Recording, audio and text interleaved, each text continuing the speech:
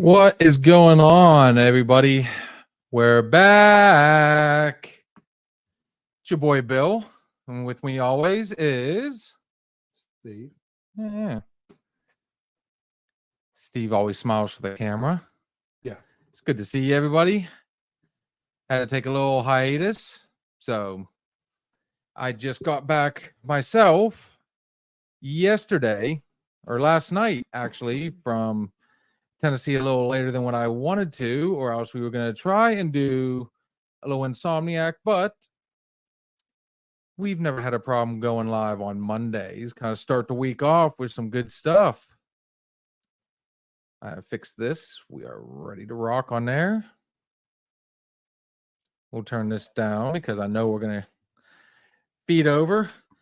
And as always, we always like to start the show. Make sure we give a shout out to our boy. If you're in the Mercer County or surrounding county areas, you own a diesel, want to own a diesel, you know somebody owns a diesel, you have questions about diesels, doesn't matter what, check out Steve's Diesel Shop LLC. You can find him on Facebook, Instagram, most social media, platforms.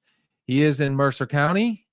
If you're seeing this image, just look him up on Facebook. You'll find it. The number is 724-269-0477.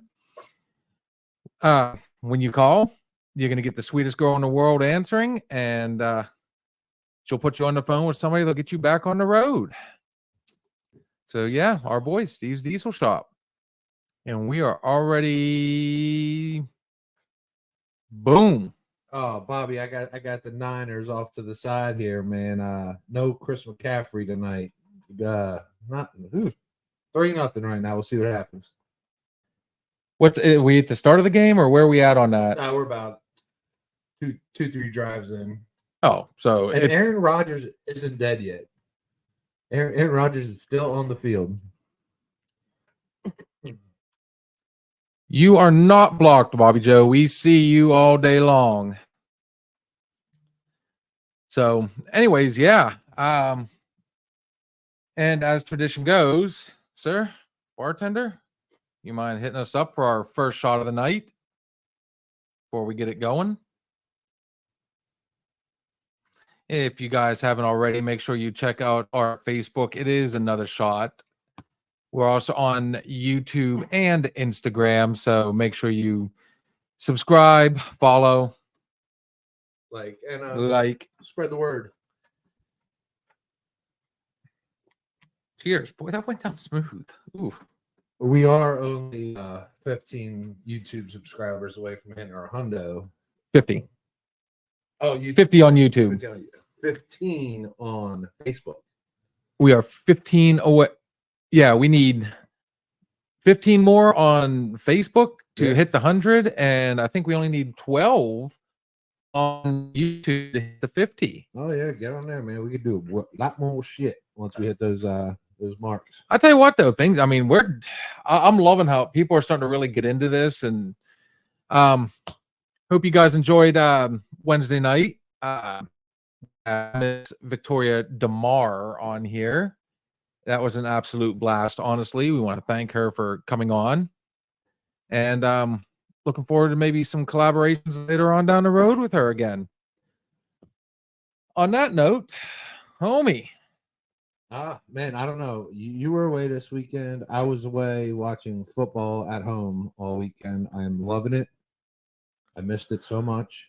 I picked the wrong week to bet on the underdogs, didn't I? Yeah, because you usually bet on the underdogs. Who the fuck honestly out there bet on the Patriots to beat the Bengals? I got one even better than that, though. You know what the biggest upset that I can think of over the weekend? They're in that? Northern Illinois upset Notre Dame. Holy shit. And how many times have I said now, you can't sleep on these guys anymore. You can't sleep on these smaller schools. It was the way they beat them, too. Notre Dame, at the end of the game, they had a chance for a 64-yard fucking field goal in college. And missed. Well, oh, no, they fumbled. Got blocked. Yeah. But, yeah, congratulations to Northern Illinois. You guys can lose every game for the rest of the season. You just won your Super Bowl. Literally. Dude, when I last looked, and I could not believe it, first off, my hat's off to Penn State for making that comeback. Boy, I tell you what, I mean, for real, these small schools, they're giving everybody a fight anymore. I don't know what to make of college football right now with these FCS teams in like Kennesaw State and shit like that. Like right now, like it's anybody's game on any given week unless you're I think Alabama struggled too. Yeah, they were fucking struggling. Going into halftime in the first part of the games Saturday, I noticed there was like 4 or 5 different ranked teams that were losing to the smaller ones. Go Steelers. That's my boy Steve. Steve Huddleston. Right now it's 3-0 49ers, but every time I look at my phone, Jets are moving the ball. 3-0 Niners. Guys, I'm telling you. I mean, I tell you what, I'm very disappointed in sports right now because I didn't expect the Steelers to be superstars by no means this year. I only predicted them to at least make the playoffs, wild card at the least. And, of course, everybody has already heard about mine and his little bet. But even your boys struggled a bit. And Green Bay came to play. At least you guys found the end zone. Saquon found it 3 fucking times. Saquon had a nose for the zone. What's up, Deb? Yeah, man. Football's. Well, I tell you what, it sure as hell wasn't Jalen Hurts. 2 interceptions, and how many times that line is hurting. He looked like shit. He looked like shit in the beginning. But it was game 1, and what I noticed, since a lot of these starting players, they didn't play preseason reps. This is like their first time playing competitively since February, January. You know what I mean? So it's kind of the starters pregame. They're going right into it. So you get a lot of interceptions. Mm-hmm. I think my homies threw one. And he usually doesn't throw them. I'm sure Aaron Rodgers is getting ready to throw one here any minute. I don't know where the fuck they are. Dude, Justin Fields. I will be honest about my game, though. I thought from the way it started off that this was just going to be a seal clubbing, that Kirk Cousins was going to run all over us and just throw the ball and just decimate us. And I tell you what, it did not take long for TJ to spark that defense. The defense kept it in it. I will give that offense some credit. As the game went on, they got stronger. They got better. You could tell Fields was getting a little more comfortable. I tell you what, though, the penalties in that game. The penalties in every fucking game. If it's not a fucking penalty, it is a random TV timeout. And, like, they stop momentum. Steve wants to know if we're sipping. Always. Yes. Always. It's like in a football game, if a team's got momentum, like, you shouldn't stop it for some fucking commercials. Momentum is a key part of the game. You know what I mean? You're driving down the field, 2nd and 10. You go ahead and you get that big first down. It's like media timeout. Fuck you. I don't want your commercial. If you put your commercial on, I'm not gonna buy your product because you just interrupted, a great drive, especially if it's my team. Nice cheers. Yeah, what's up, Nick? It's good to see you, brother. Don't like all the commercials, the flags. What was the first game? There was like 3 illegal formations in like the first drive. Like, are you talking about like for the Kansas City Baltimore game? It might have been that game, but yeah. And they're like illegal formation. It's like, can we play some football here? You know what I mean? It really takes the I'll be honest, I didn't get to watch the game. I avoided social media the entire way home. I avoided my phone like the plague. And I made sure that whenever I was able to get home, because I DVR'd it, I was able to fast forward through the commercial. So I can't sympathize with this one. But that being said, Breece Hall touchdown, 7-3 Jets, Bobby. You do know that the Jets, there was a few people that picked the Jets to win. They said that defense is solid. That's all they had last year because they had what's his nuts, that kid from BYU. What was his name? That blonde kid, Garrett Wilson. There's another Oh, one, Zach the Wilson. model or whatever. Zach Wilson. Yeah, and wasn't he going around like banging MILFs all the time? Something along those Yeah, lines. he had some like MILF fetish or something like that. But how about there was not one rookie quarterback that really stood out. Caleb Williams absolutely sucked. And they won. Tennessee, they could have taken a knee and won the game for the rest of the game, but instead they went ahead and Will Levis threw a absolute boneheaded throw to the other team and lost the game. Oh, I was watching Sports Center today and they were talking about that, and it was Tennessee lost that game. Man, a lot of them didn't. Okay, just see. I'm watching you live, Steve, and I was the only one I seen commenting. I switched to this guy, and now I see all comments. Okay, so we've had that issue before. I don't think you turned it to public on yours. Oh, it's public. I don't know. But Jalen Daniels for Washington Redskins quarterback from LSU, he did look good. He had 2 rushing scores. He looked good. I'm sure he did fantasy owners proud. They still fucking lost because they're the Redskins. Oh, Commanders. No, Yeah, they're still the freaking Redskins. Honestly, like I said, the only game I got to watch was the Steelers. So, I mean, I can honestly say at least Zach Frazier looked good. I was really hoping they were going to put Penix in at one point, but they stuck it out with Kirk Cousins. And I tell you what, he started off strong and fizzled hard. I still don't think his ankle's 100%, man. I mean, he's got a lot of rust to knock off. And he's probably got a little fear. Oh, he's also coming to the end, too. I'd be interested in knowing, though, because our guys never made the end zone.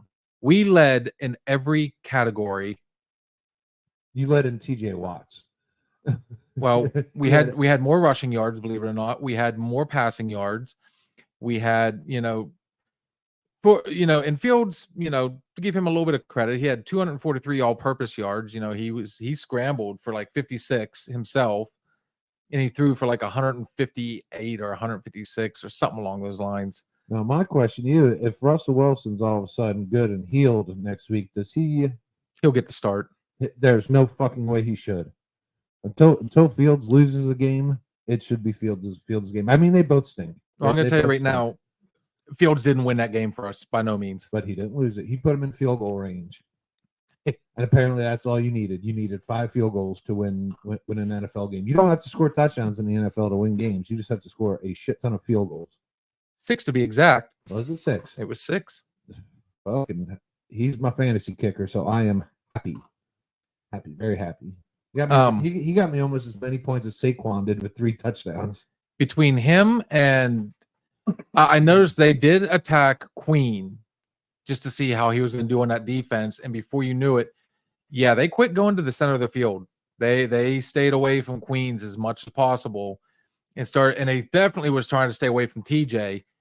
So they would throw to the right, or I'm sorry, the left, away from these guys.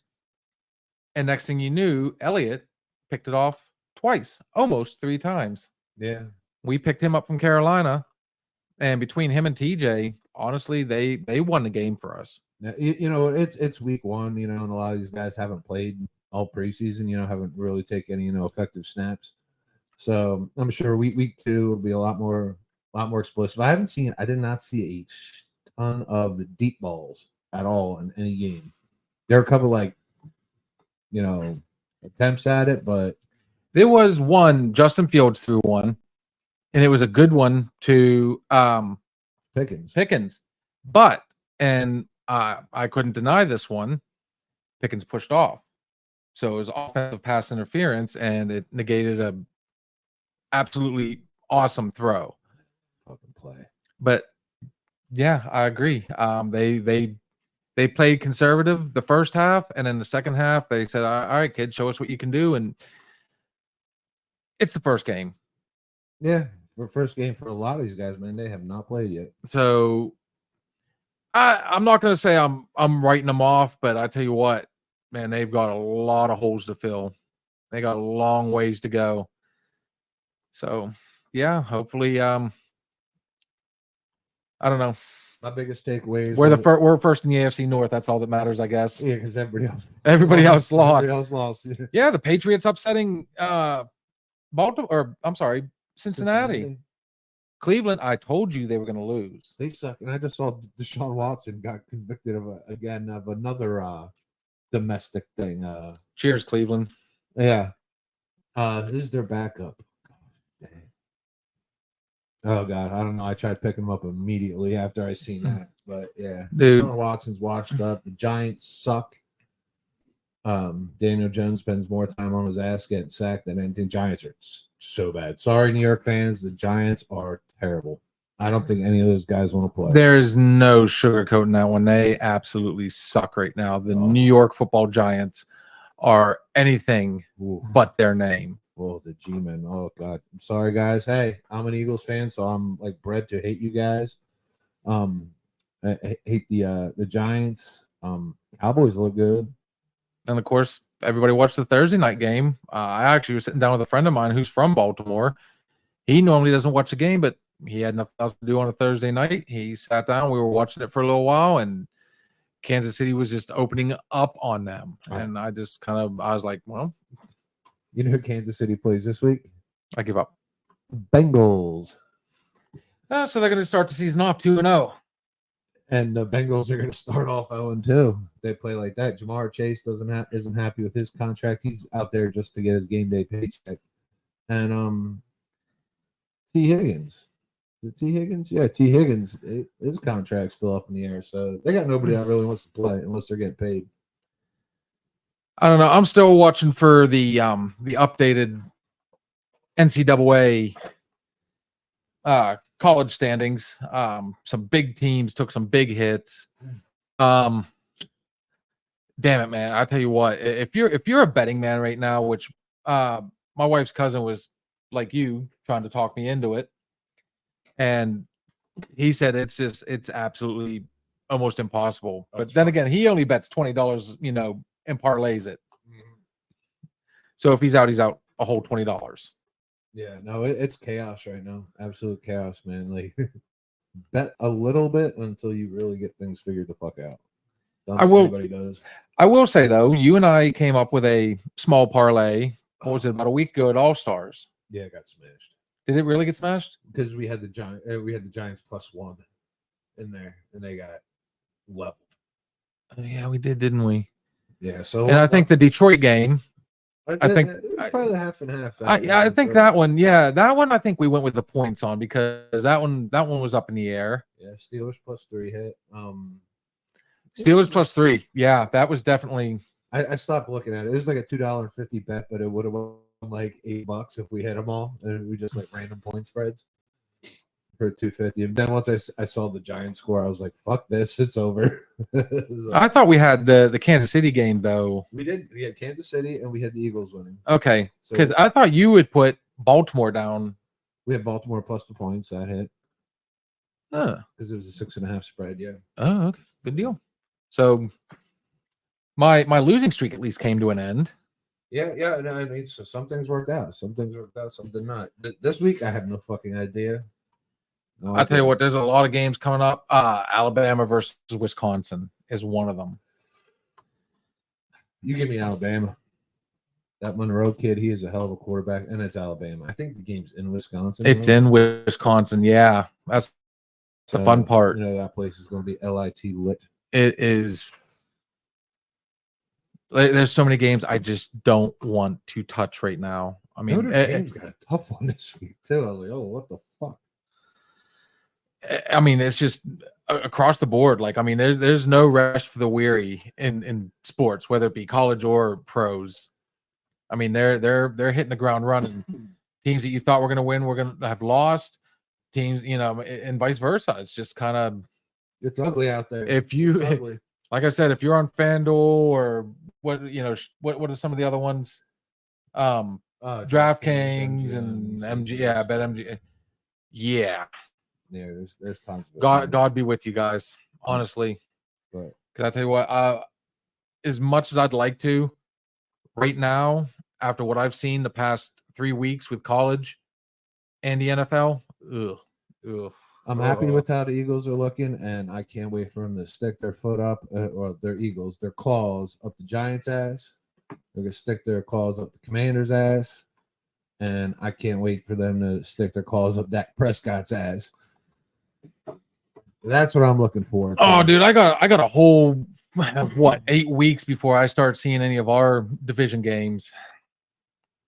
Yeah, you're. But after, like I said, after watching that, all of a sudden, I almost want to say maybe it's not going to be nearly as tough as originally thought, because at one point we had the hardest second half schedule. No, you need to be putting TJ Watt in bubble wrap and transporting him from place to place in armored caravans so he does not get injured.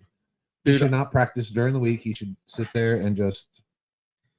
He is going to, I'm telling you right now, if he stays healthy all season, he is going to absolutely smash the defensive player of the year. I should probably go ahead and throw some on that future now, just hoping he doesn't get hurt, because he would have won it last year if he didn't get hurt. Probably the year before. He wasn't hurt last year, though. Yeah, he was out for what we got? 2 weeks or something like that. We got one. Tanya says, "Take it easy on my Cowboys." Oh, I thought you liked the G-men, Tanya. I thought you liked the G-men. But Cowboys, yeah, don't worry, they take it easy on themselves. No worries. I don't know. I thought they looked pretty good. The Dak Prescott and CeeDee Lamb show and Jake Ferguson. Other than that, you don't got the firepower to beat the Birds. Nope. I tell you what, though, after watching the defense, I give my boys a little bit more. I'm a little more confident. I think that D, unless Jalen Hurts starts playing better. The Steelers, you guys can win if you keep guys to under 10 points a game, and you got Boswell. 57 yards was his first field goal attempt, and he put it right down the damn middle. He's you remember, what was it, about 5 years ago? That was far. 5 years ago, we were ready to trade him. We wanted rid of him. They gave him that contract. They made him the most highest paid kicker in the NFL, and immediately started shitting the bed.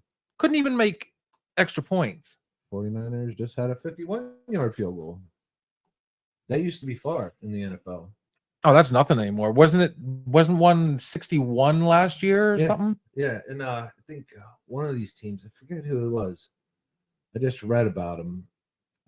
Like right now, they're taking all their punters are coming from like Australian football rules in Australia, because that's what those fuckers do. They run around and they kick the ball high and far. So a lot of these punters are from Australia.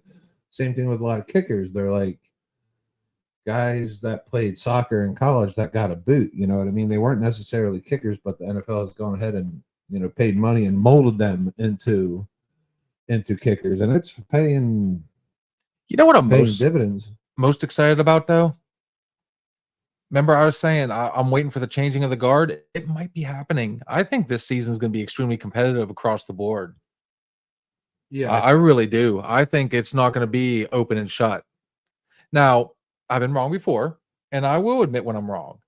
But honestly, I think 100%. I think it's going to be a good season. Now, granted, like I said, I had a lot of expectations. I was really looking forward to some of these, rookie quarterbacks. And why is that not showing up? We've got a few people messaging now, and they're not popping up there all of a sudden. So, Steven Sanson said, 6 field goals, a win is a win. How about that guy from the Cowboys who hit a 66-yard field goal, but a delay of game was called? Oh, yeah. Okay, yeah, we'll go. Let's go right back to the dude for real. Who's that? Is that Maher? They still got Maher down there? Dude, the penalties. Okay, so TJ got that strip sack and recovered the fumble. Yeah. And then they called him for offsides. But then the ref apologized and said he apologizes to TJ and said he made a mistake. Man, you know what? Because when you go back and look, they looked at it over and over, and even the commentators, they was like, "Well, I'm not so sure on that one." Yeah, no, it's one of those things. It's like fuck your couch, man. Like some of these refs, these are supposed to be the best in the world. You know, they've gone through high school, they've gone through college, they were handpicked, they were selected. You know, they go through off-season training now. Aubrey is the guy. Oh, Aubrey, yeah, he's yeah. It wouldn't have been Maher. You're right. Uh, to miss calls. I mean, I guarantee there's a lot of pressure and shit like that. But now everything is under review. So now, like, we go to AI anyway, and I don't know. I think some of these fucking these reviews are altered. If it takes more than 5 minutes to review a play, go with what's on the field. You know what I mean? Like, you should have 2 minutes to review it in New York.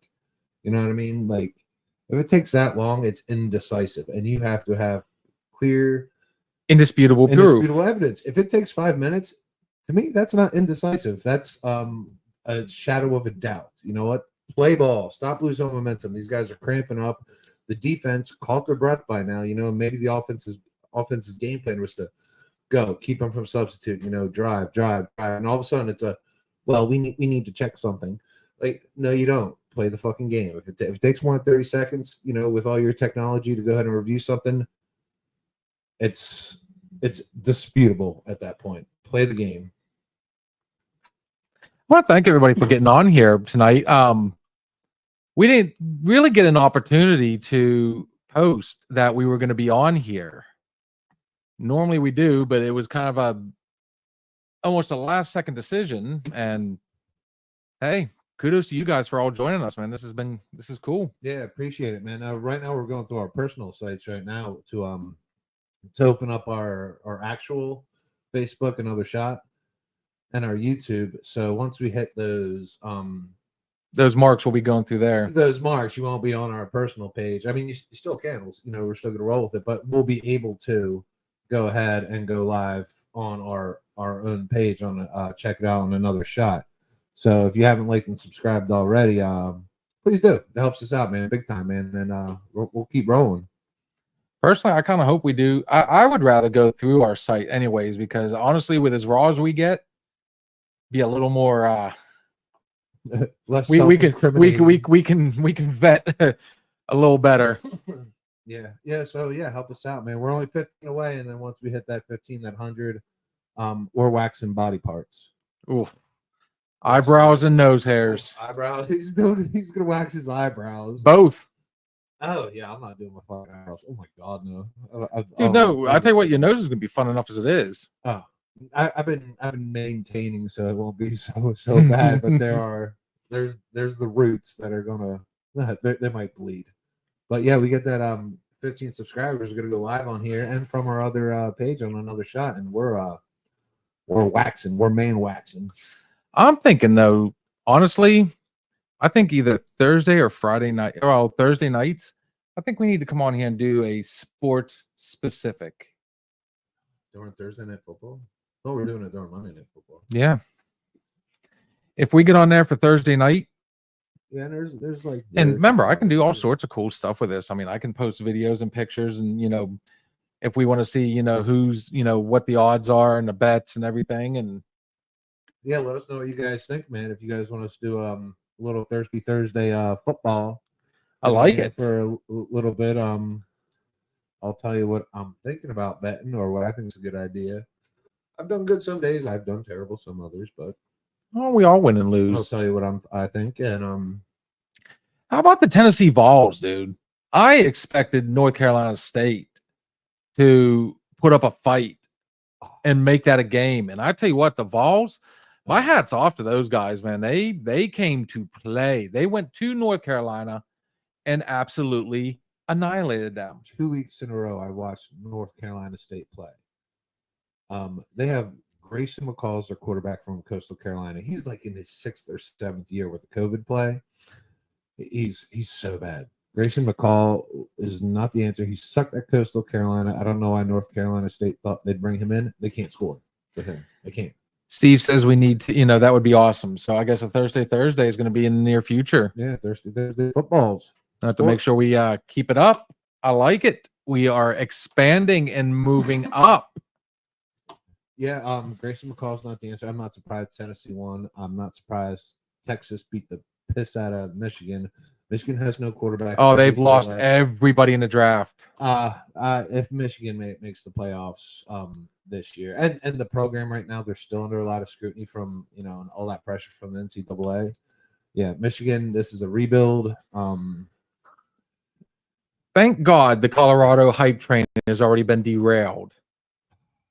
And I've told everybody that just because Primetime is their coach and his son is their quarterback, and I think one of the receivers too, or on defense or whatever. His son is a lineman and his arm's broken, so he's done for the year. The son's a quarterback, and they have Travis Hunter, which is one of Deion's best friends' kids. So, and it's all about the kids right now. And I just found out today, and this is kind of fucking weird to me. Whenever Colorado scores now, Deion asks them not to play the Colorado fight song by the band. Now, when they score, or especially when Shedeur Sanders scores, they play Shedeur Sanders' homemade rap song.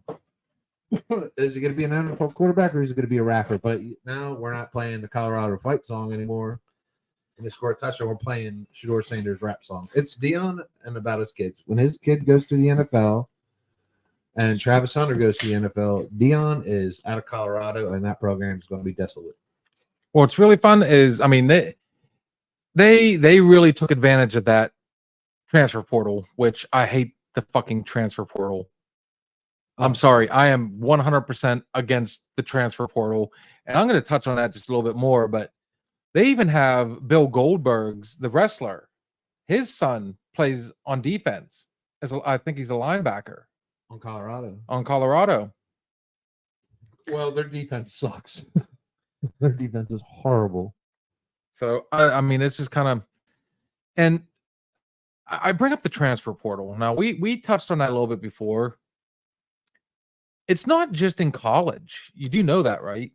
Like all these Christian academies or these private schools that, you have to pay a tuition to have your children go to. Why do you think they're so damn good? Money. It's because they can actually recruit. Because they got money. I think. No, they can recruit. All they got to say is, I tell you what, yeah, your kid can, we'll give your kid free tuition to this private school, this prestigious, school, and let's just go with Pittsburgh. Oh, you're talking high school. The Christian academies and all this other fun stuff. When I was in Tennessee, I had the opportunity to go. I went to CCHS when I was there, which is Cumberland County High School. They're the Jets. Now, even though Cumberland County is like the second or third largest county in the state, it's still more woods than anything. And Crossville is such a small, it is really a small town, but they still felt the need to have 1, 2, 3, 4, 5, like 6. They don't do elementary schools. The elementary and middle school are all the same. So depending on where you're at in Crossville, in Cumberland County, you go to one of these, but they also have 2 high schools in the same town, literally a couple miles apart from each other. So what's going on now is one high school is absolutely destroying the other. Stone High School is destroying CCHS every year because all the good players are going over to Stone, where they're, like you said, they've got the money. So they've got this big jumbotron. They've got all this other, and what these, parents are doing is all they got to do is put the address of a family member that lives on that, where they, in an address that's zoned for that school. Oh, yeah. We'll just take the kid over there. Well, they do that a lot up where we are, up in the other Mercer County area. There's kids from, it's amazing. Like, I'm like, didn't that kid play for that team last year? And now, like, the whole team's playing for a team 2 miles down the road. I'm like, how's this a fucking thing? Like, they all moved like together. So now in college, you got the transfer portal. I'm sorry, if you commit to a school, you're on a full ride to that school, and you enter the transfer portal, you should be liable to pay if anything, at least half the tuition to that school for the time you were there. If because you want to play for, you're not getting any play time here. You don't feel like, your talents are, being shown properly, or, so they enter the travel or transfer portal. They go to another school. They should literally be liable. They should be made to repay the tuition to the school that they originally committed to. You know what? And I don't think that'd be a terrible thing, especially since with all that NIL money, like some of these kids are getting $10 million a year to go to college. Like, if that motherfucker doesn't have beer money for real for quick a party, good lord. So poor Bobby Joe's having a problem here. Now I'm noticing that we've got one person who's been messaging all over the place, but it's showing up on one, but it's not showing up on the screen. Sometimes if you're on YouTube, like, you will not, unless you're on YouTube, like Facebook people won't see YouTube and YouTube won't see Facebook people. So I can tell that you're on Facebook. I don't know. I think you almost have to be on watch it through YouTube on another shot page to see everything. I don't know because I'm watching. Harrisville Elementary drives to Grove City School to get a kid only because of CYS is involved.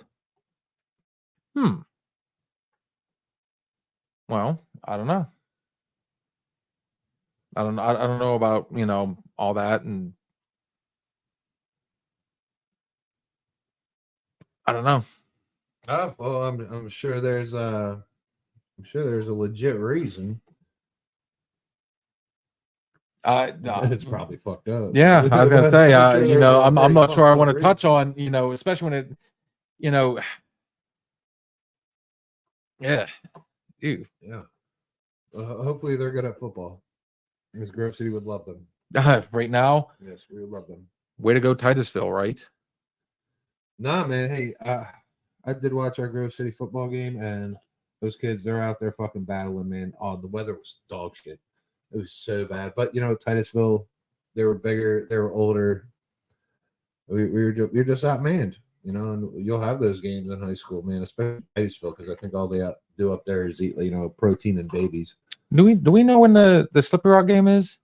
I don't know. I saw a few football parents on here. I'm not sure when that game is. They would let me know. I'm all about it. I am definitely wanting to at least try to go to that one. It's been a while since I've been to some Friday Night Lights. I had an opportunity while I was down there, but I was at the JV games today, and they lost 39-8.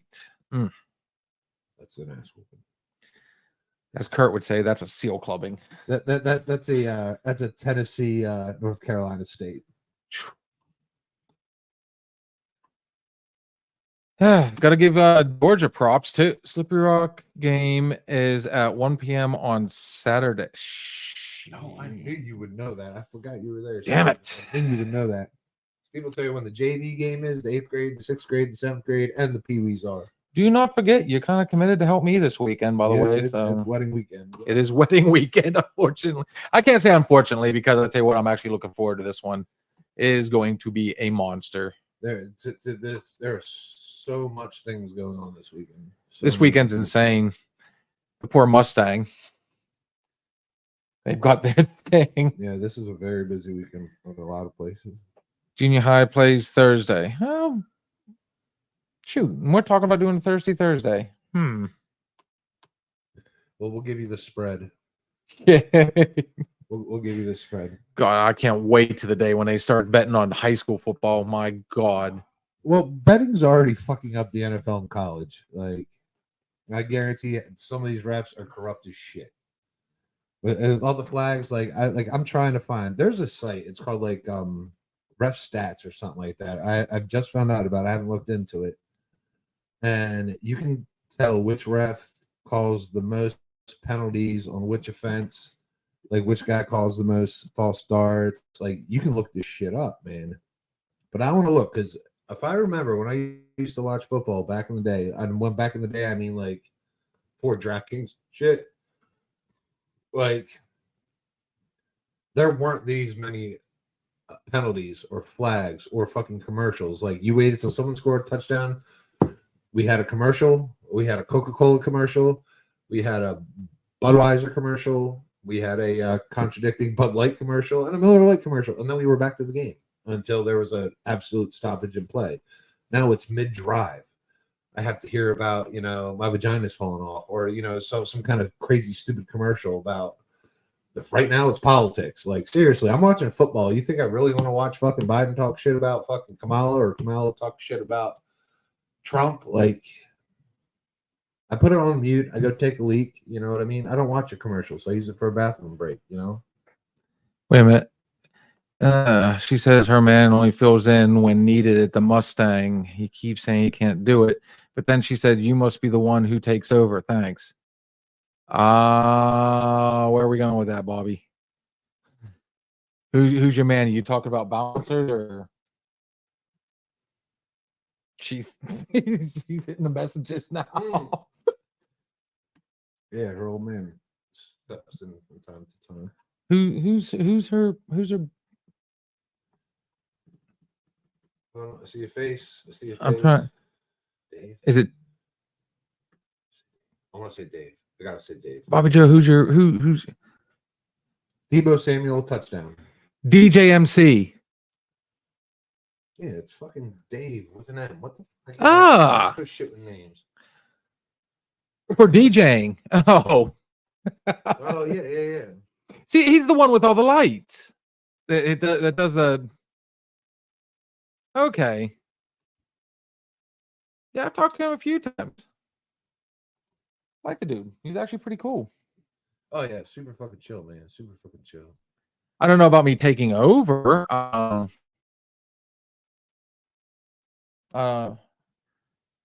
don't know. We pretty much I think we spread it out pretty decent. I think I'm only at the Mustang once this week or this month, and twice this month. I mean, I'm spread out all over the place anymore, and I don't know about spread out all over. I said spread out.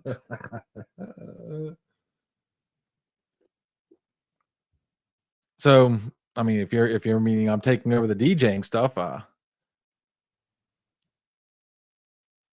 tell Dave he's too busy for this DJing. No, he's not. Not I mean, he's still got it in the tank. And it gets him out of the house. Yeah. Shit. Deb says awkward. Yeah. Next question. David, go do something. Go do something. Play her a nice song. She'll feel better. You got the lights for it, man. Make it, make it the ambiance. Right. Make it romantic. Oh. No, please take over.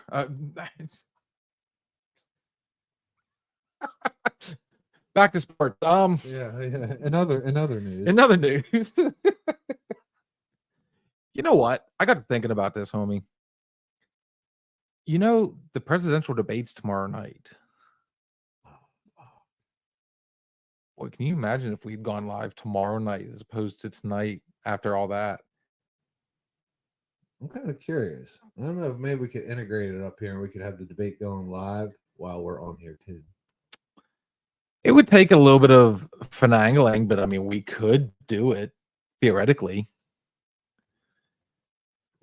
And then everybody comments all at once and just like let the free for all go, Yeah, we just have a bash. Let's see what Mr. Nonsensical Network's doing tomorrow. Glick is go. We got Go Trump.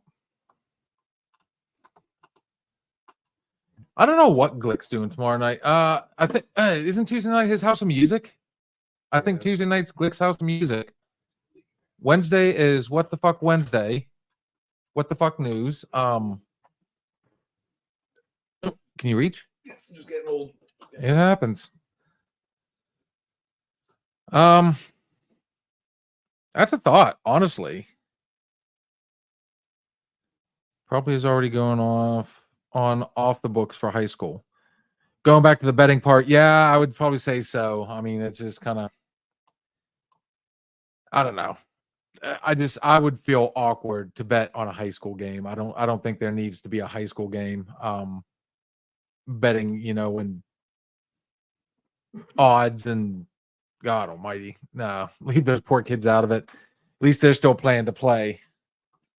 It's bad enough we're betting on college, and It wouldn't be right betting on high school because I mean, even like the pro players and the college players right now, they feel a lot of pressure because there are thousands of dollars, millions of dollars in play on just one catching the ball. And if you don't catch the ball and you drop it or some shit like that, you have a shit ton of people around the world that are going to be pissed at you, hate you. I'm in like these sports chats while the games are going on. They're like, "Oh fuck you, kiddo! You know what? I'll kill your kid." I'm like, "Oh my god, you guys are savages." College kids don't even need that. And a lot of states don't have college props. Pennsylvania, you cannot bet on college player props. It's team or nothing. Some states you can, especially out there in Nevada, you can bet on, I don't know, a dog taking a shit in your neighbor's yard, and the over and under on how many scoops it takes to pick it up. Oh my God, they can you imagine? It would be so easy to manipulate high school football. Oh yeah, like more so than college. And like, I mean, that's just, I mean, doing that, it would not be fair to the kids at all. Be right back. I have to go work. Done. I can't focus. I have to get work done. Can't focus. So it's a normal day for you. Love you, Deb. yeah. Yeah, high school shouldn't be under that pressure. And to a point, I don't think college should. I mean, that's why you can't bet on Division II because I mean it's smaller town refs. You know what I mean? Not getting paid a lot, so it's worse. Yeah, no. If you give a ref in college that is getting paid $100 a game, and you have a bookmaker, someone from Vegas, be like, "I'll give you $10,000 if you penalize this team a little bit more." I make $100 a day. There might be an additional false start, because I see it in sports all the time. You'll see more flags when a team's like chomping down the field and they're really cooking. Then all of a sudden it's like flag, false start. Like for fucking what? Like the guy like blinked. You know what I mean? So I really think some of these refs, a lot of these refs, get a little extra a beer money. You start paying our refs more, I think games will be a lot more reasonably called, accurately called. Hey. And you won't have a 5-minute fucking review coming from fucking New York. You know what I mean? Because all you got to do is have, some bigwig from fucking Vegas sitting up there in the New York booth like, no, because we're going to lose a shit ton of money, Can you challenge in high school football? I don't think there's the red flag. No, because there's no video. There's no video. Maybe in Texas and some of the bigger schools, maybe there might down be a in Florida, maybe where like football was like religion. I think there are slightly different rules in Texas, Florida. I think Michigan's one, California. A lot of those Midwestern, like Oklahoma, Nebraska. I mean, I don't know. Yeah, not in PA. PA's strict. I mean, we're lucky if we get the shit on fucking YouTube half the time, or we don't have to buy a subscription to a newspaper, to even get a box score. But I think Texas might have some shit, man, or at least in some leagues, But let the kids play, let them play, have fun, let them see if it's what they love to do, if that's what they want to continue to do, and the kids that are good at it and love it and want to continue, they're gonna work hard and they're gonna go somewhere. Well said. I agree. I think high school football, let's put it this way: primary school, leave it be. Don't touch it. like I said, it's bad enough we're doing it in college, and college is already under scrutiny for possibly being scripted, and the whole. Oh, I tell you what, I hate the polls because it's not based on how good the team is. It's so when they're voting, I think they look at it as more, and this was never more evident than last year when Florida State got snubbed. And we ended up I think they pick who they think would be the better games, the more entertaining games, leaving out the teams that have actually earned it. Now, I am interested in seeing how this playoff goes this year. This 18. Oh, for college. Oh, yeah. So Michigan, you have a fucking chance. You can't lose again. Michigan loses again, forget it. But I mean, and that's what I like about the 18 team thing, because they're still going to get voted in. So a lot of these teams, like a win isn't good enough when there's so many teams involved. You have to win, and you need style points. Right now, Texas is out there, and they're beating Michigan. They're beating these other teams handily. Like they need to look good. Steve replied already. He said not. Why is he not showing up here? He always used to. Man, this is a weird. One saying she can't see you, and then the other one's, I don't know. Like I said, I think the one thing that's really keeping me interested in college football is the fact that, like I said, these smaller schools, these smaller teams are really starting to open up. Now, Colorado has produced some awesome players over the years. One of them was Antoine Randall. Way over the years. And if you remember, he made that awesome. He still holds the record for being the only wide receiver to throw a touchdown pass in the Super Bowl. Until last year. Juwan Jennings. Threw one last year. I stand corrected. Right? I am correct, right? Juwan Jennings threw that? Yeah, he did, because I was so pissed I didn't bet it. It was like plus 20,000 for a player other than a quarterback to throw a touchdown. If you bet $10, you would have won $2,000 for $10. And I was like looking at it, I'm like, no fucking way, not in a Super Bowl. Nah, move on. So I put my $10 on something else that lost. Yeah. I will be placing that bet this year, and it will lose. But keep in mind, I'm also the guy that said that Buffalo was going to beat. No, I actually said that the Giants would beat Buffalo. Buffalo almost won that damn Super Bowl. The kick heard around the world. Yeah. And then after that, I kept saying Buffalo's going to win. Buffalo's going to win. Buffalo's going to win. Well, I was wrong 3 times, wasn't I? The guy on my right, Sean.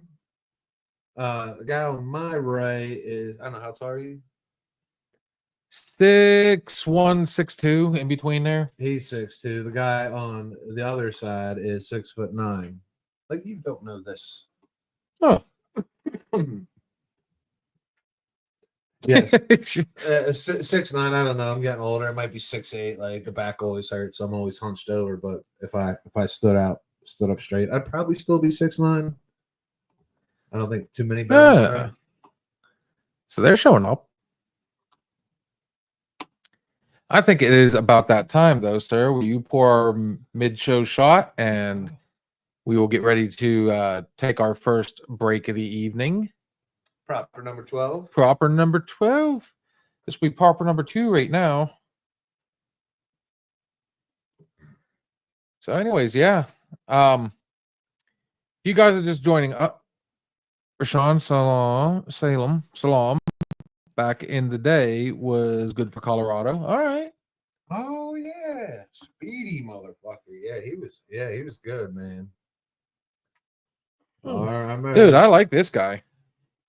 All right, so here's to our. If you guys are just joining us, by the way, this is open forum. So we've been talking sports. When we come back from break, if there is something that you want to talk about, feel free to ask us a question. Again, it's always going to be opinion. Shout out to my man Sean, real quick, member of the Operation Iraqi Freedom BBC and a devoted Philadelphia Eagles fan. Go Birds. We'll catch you guys after the break.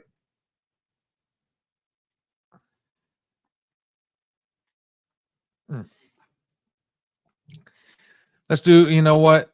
We're gonna do a little Gary Burke.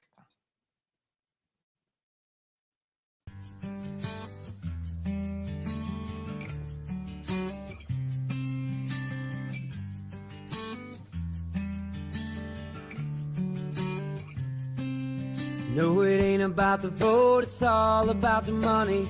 Breaking our back, share our boots, stay muddy. Just trying to make a dime and keep it together.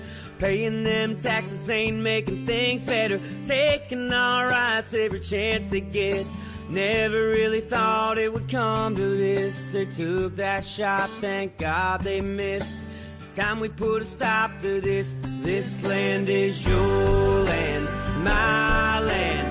Bigger than a deep state island, made with hard work in the heartland. Ain't nothing getting done without our hands. It seems like forever since we came together. This is all just part of the plan. This is your land and my land, and it's time to take it back again.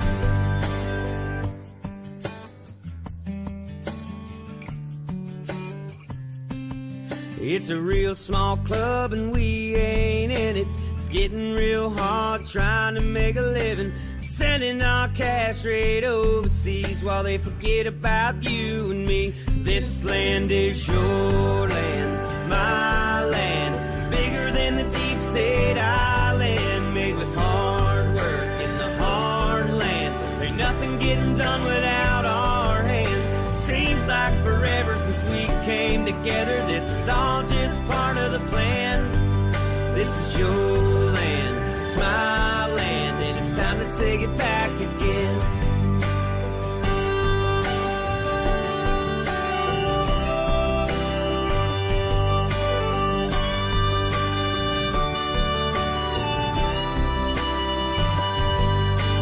Taking our rights every chance they get.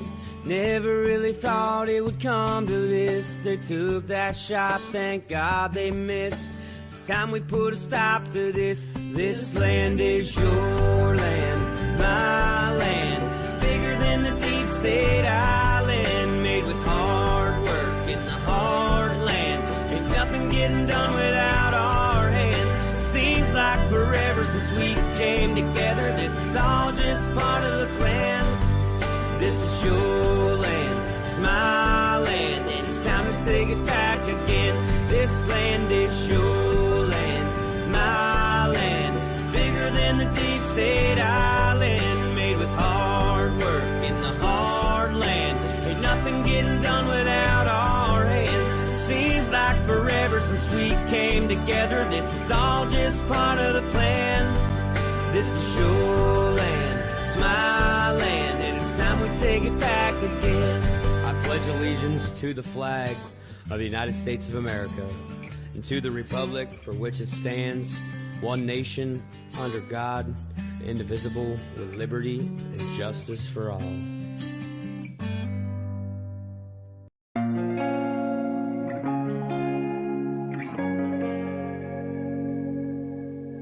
How the hell do we end up here? Everything good seems to disappear. Life comes at you fast and then it's gone. I wish that we'd have one more night. Rewind the hands of time. Forget that we ever had to say goodbye. Life ain't fair, man, don't you know? We're one mistake from starting over.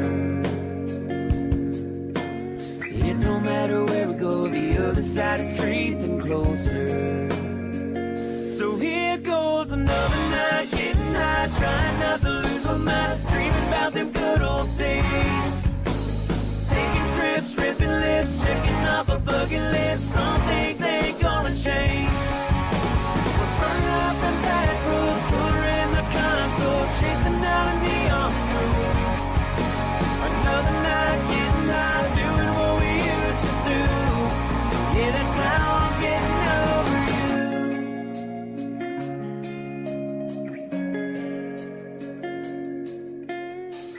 always feels like yesterday. In this case, the beer don't numb the pain, 'cause I take you with me everywhere I go. Driving around this empty truck, trying to get my mind unstuck. Moving on just makes me feel alone. Life ain't fair, I know you know. The other side's just creeping closer. Not sure how it works up there, but down here we still need some closure. So here goes another night, getting high, trying not to lose my mind, dreaming about them good old days. Taking trips, ripping lips, checking off a bucket list. Some things ain't gonna change. We're burning up in back roads, color in the console, chasing out a neon road. Another night, getting high, doing what we used to do. Yeah, that's how I'm getting over you. Yeah, that's how I'm getting over you. Yeah, that's how I'm getting over you. Life ain't fair, I know you know. The other side's just creeping closer. Not sure how it works up there, but down here we still need some closure. So here goes another night, getting high, trying not to lose my mind, dreaming about them good old days. Taking trips, ripping lips, checking off a bucket list. Some things ain't gonna change. We're burning up in back roads, color in the console, chasing out a neon road. Another night, getting high, doing what we used to do. Yeah, that's how I'm getting over you. Yeah, that's how I'm getting over you. Yeah, that's how I'm getting over you. And that was Mr. Gary Burke III, and we took a little extended just to make sure we didn't Yeah, I had to pee again. I got yeah, I let's got just the say we'll call a bladder- spade a spade. We both had to piss real fast. I And, got the bladder of an infant, man. The older I get. Oh, so, anyways, you know, Brooksy on there. All right, Brooksy. welcome back to another Shot, a podcast.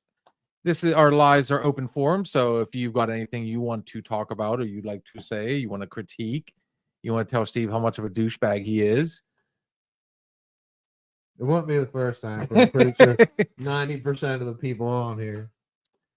Tell him how purty his mouth really is. Yeah, I do got a pretty mouth. You do have a pretty mouth.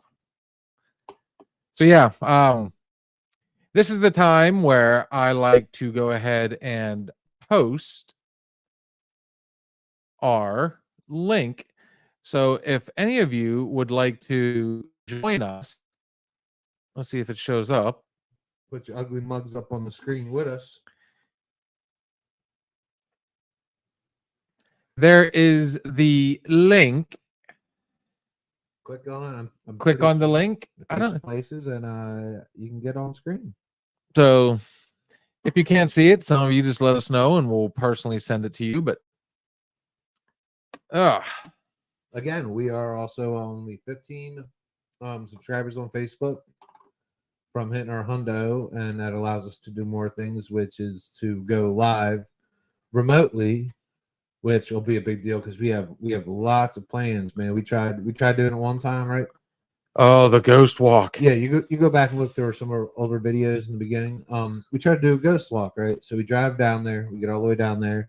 We're like, all right, here we go. Let's go live. And it's like, you need 100 subscribers. It's like, you motherfucker. So now it's me and Bill in the middle of Ghost Town, and we can't take anyone with us. I'm like, oh my god, if we die out here, nobody's gonna know, So we'll do more ghost shit after we have like people following us, and like 49ers field goal. Losers. I think it's like 16-7 49ers. But yeah, we'd like to you guys and do more things, man. We got Ouija boards at the ready. We got ideas, man. We got balls, and we love a challenge. We open things up to a challenge if there's something that you want to see us try. We'll try it. You know, we want to do Gettysburg ghost hunts. We want to, I don't know, I'll jump out of a fucking plane if we get enough subscribers, man, and I'll go live. You know what I mean? We go 1,000, we're jumping out of a plane. Yeah, 1,000. We're jumping out of a plane. That's fine. I'm letting Alex know we're on here, and I will let the traveling trucker know too. Yeah. So be sure to like and subscribe, man. Big deal for us. I think the really appreciate easiest, just to throw it out there, the easiest way to come on screen with us, and we would love to have people come on screen. I think the easiest way to do it is through YouTube. We've tried posting it on Facebook, but for whatever reason, it's not. I have to like actually type it in on Facebook for it to go there. I've tried that, but they've said it hasn't worked. I don't know. Yeah, if you can copy that link and send it to me. I type it in and it'll go. It'll go. I know this much. I've been able to post it on Instagram, and it's come up. That's the weird part. Yeah. So yeah, please try looking us up on YouTube. If you're having a hard time finding us, let us know, and We'll send you the links personally. yeah. Because fucking we're your friends on Facebook. We can just send them right to you. Oh yeah, And through your messenger, through I'm able to do it through Snap. Click get on and let's talk some shit on the 49ers because 104 plays on my end. How many you got on yours? almost 200. Dude, we are killing it tonight, especially you. Almost 200. So man, I don't know, man. I'm still like on my football high, like because football had started Friday, Saturday's all college, Sunday's all NFL. Monday, then we have Monday Night Football. Now we have a lull. Tuesday, Wednesday, it's like kind of like my football hangover, and I start researching, and looking into next week's games, which ones I'm watching, which one might throw some scratch down on. I know at some point we need to get on here and try and honestly, if I really wanted to, and I didn't think it would mess up some of the messages, we could actually hijack one of the other shows right now. We kind of owe him a few. And nonsensical. Mm-hmm. We'll see if he's on when we get off. We haven't been on his shit in a while, so we do owe him a little celebrity appearance. Hey guys, A non-hostile takeover. yeah. Hi, Glick. Sorry, we've been really busy having great unwarranted success. So, but we'll stop in. He'd say, "Fuck you guys." The teacher becomes a student, man. But no, we credit a lot of things to Glick, man. He's all knowledgeable on things StreamYard, and he's doing great, man. Did you watch his axe throwing? I did not. I didn't get the opportunity to. He went live from axe throwing. I know, and I saw it too late. He went live from. I went back and watched it. He went live from a concert, which he was hosting. Yeah, he emceed. He emceed. Yeah, I mean, dude, I love watching his stuff, man. Guys, if you think we suck and you're bored, go over and check out Nonsensical Network, man. It's good, man. Men caring about men Mondays. I think Tuesday is his House of Music. House of Music, and Saturday it's a fucking melee. It's a free for all. Free for all. I mean, he invites anybody and everybody up on the screen just to kind of get out there and if you're brave enough to join the conversation. We went batshit for like what the 6 fuck hours. Let's not forget What the Fuck Wednesdays. What the fuck News Wednesdays. Yeah. Can't remember what his buddy Jeff does. Jeff's Garage, I think, on Sundays. Jeff out of Mexico. Yeah. Yeah. Cancun. Yeah, you got Blaze on there, and Blaze is Fridays. Who's Ireland? Scotland. Scotland. She's from Scotland. Lady Legs. Leggy lady or something like that. Lady, yeah, leggy lady. Oh, she was fun. She's fun, man. I mean, I'm just waiting for her to drop some cuss words, and she refuses to do it in Scottish. I want her to say "cunt" or something like that, or "oh fuck." Like, please just cuss one time in Scottish. Fuck you. Stick it in my arse. Nothing. She won't fold. But nah, yeah, he's actually we've collabed with him a couple times, and he's stepped in there, and basically every interview we've had a new question, something else we wanted to do. Each interview we've stepped our game up, and all we have to do is message the man, and he's he's all knowing, all answers. Yeah. So, yeah, he's solid, man. He's I mean, yeah, I mean, right now is a good time he puts as in any work. to. He puts so much work in his podcast, man. He deserves all the revelations there, man. He So- personally does 6 shows a week. Yeah. He's yeah. either host or Yeah, so looking at Nonsensical Network on Facebook, YouTube, and like, subscribe, show him some love, man. I mean, you don't gotta like our shit, but check out his shit. And if you dig it, like it. tell him we said hi. Yeah, yeah. Tell him we said fuck you, Glick. Other than that, man, you like talking movies. I did see a good, again, another remake coming up. You like Twisters? I really enjoyed Twisters. I thought that was it was a sequel. It was dude, don't get me started on The Crow again. I'm gonna breeze through them. Okay. Twisters you liked. Yes. Take your kids, go watch Twisters. Crow. We loved us kids. Bill was so hype on this shit. I'm pretty sure he's going. It's done so bad that it is no longer playing in Butler, and it's only been a handful of weeks since it's come out, at best, and it's already getting ready to go streaming. It's already on DVD. It's that bad. It is that bad. It went down to DVD. That I hope to God it's that on Netflix for free. I hope to God that the streaming it does something for them. I hope they make up for it. It could be one of those sleepers. I mean, Fight Club sucked. It really did. And then the cult following afterwards. They didn't do a Fight Club too, did they? No, there was talk. This would be Fight Fuck. There was talk. So yeah, Twisters good. The Crow not so much. The next movie I do plan on going to see is going to be Beetlejuice, and I'm taking the family to go see that one. Just came out, and I am very much looking. They brought back the original cast. We just got the traveling trucker. She is going to be joining us. Just give us 2 seconds, sis, and we will have you up here. Beetlejuice has brought back Michael Keaton, Winona Ryder, Catherine O'Hare. I think that's about the size of it. Jenna Ortega is going to be Lydia's daughter in the movie, and I don't know. It looks Tim Burton's back on helm, so I mean, I think every bit of that movie is going to be good. I am looking forward to it. On that note. And she is very knowledgeable about movies since we're talking about that. Let's bring to the stage the traveling trucker. Let's hear it. Hello, hello. Hey, Hey, oh, I'm sorry. I'm more knowledgeable about music than I am movies, but yeah, I'm actually looking forward to that Beetlejuice movie. Twisters was, it took me like 4 times to really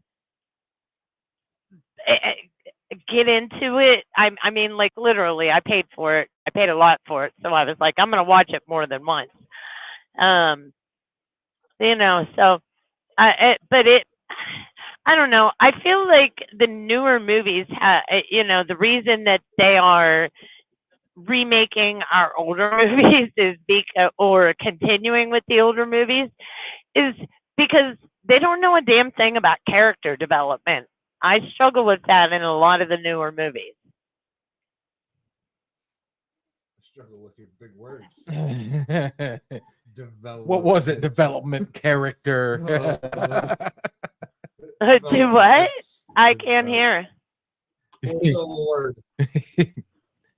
He said he's struggling with your big words between character and development. Yeah. That's 3 syllables.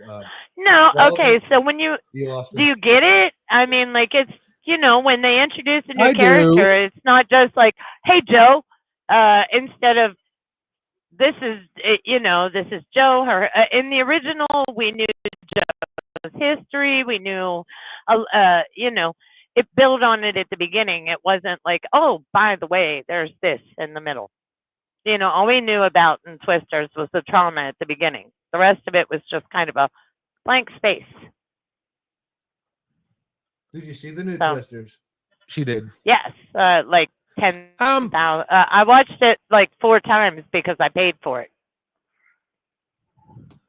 I can barely hear him. okay, I so can barely hear Steve, honestly. Even when I was just I'm on listening, it. I could barely hear Steve. All right, I'll be a little bit louder. Okay, How's now that? I A little can bit hear better? you. Yeah, I mean, I could, The one I could hear I like just, you really faint, but like almost like your mic wasn't working. I'm 6'9" with this, like a 4-foot fucking voice. What movie were you talking about, Steve? Oh, I just saw it's popping up today. It's coming out. Goonies is good enough. So man, I am, and after you told me about The Crow, how like they fucked up the Crow revisit so bad, I am fucking petrified to watch this thing. They're bringing back a lot of the original cast. Storyline kind of goes that one of them left behind something as like an insurance policy, and now all these years later they're going back to get it. Sloth's got to be dead. Seriously, if Sloth's alive, it's like fucking Jason Voorhees. You know what I mean? Like it's still going. I think Like, Matuzik, he was a football player. I'm trying to remember who. how did they not fuck up the Goonies again? Let's Like, see. I think you should just let this one go, guys. Let it go. Well, the originals, they've been talking about doing another one for quite some time now. And the original plan was it wasn't going to be the original cast was going to come back, but it was going to be their kids going in and No, they fucked that up with Bill and Ted. Like don't do it. Like, oh god, that was horrible. sometimes you one? have to let the greats be. Like, what if they did a Titanic too? Like, number one, we know the motherfucker went down, and all of a sudden, like, the fucker comes back up, and like, yeah, like some things you just have to let rest in peace. Like, be one of the greatest, and in 20 more years from now, when we're all long gone, like, just let it go. Let the Goonies go as like a classic. It'll be a classic. It is a fucking classic in my eyes. An 80s kid. We don't bring back Sloth is dead, by the way. 16 Candles. We don't bring that back. We don't have 17 Candles. Because that would be stupid. But some of those, I could see them redoing the Breakfast Club and kind of updating it. They would destroy it. You would destroy it. Where would you have the lunch club? Like, no. The dinner club? They, No. Like, having yeah. Emilio Estevez come back What- and get what's- detention again? Like, no. Or, What's like, the they'll be in updated jail. version? The parents sitting in detention for the kids, talking about how their kids are angels. Yeah, I because, yeah, disagree. let bygones be bygones. No, let some shit go, man. Speaking- I mean, there's so much unoriginality right now. You have to go back to the good shit, which was the 80s.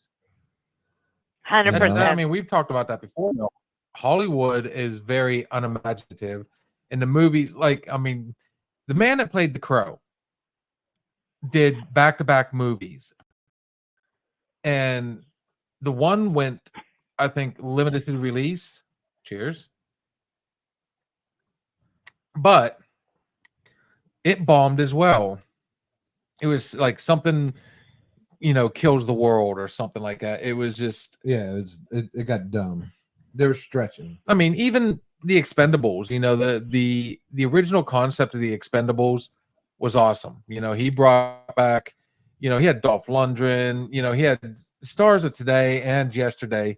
The first two was amazing. So much The third one, even though it had star power in it, was not so much, because I think the fat of it was finally starting to disappear.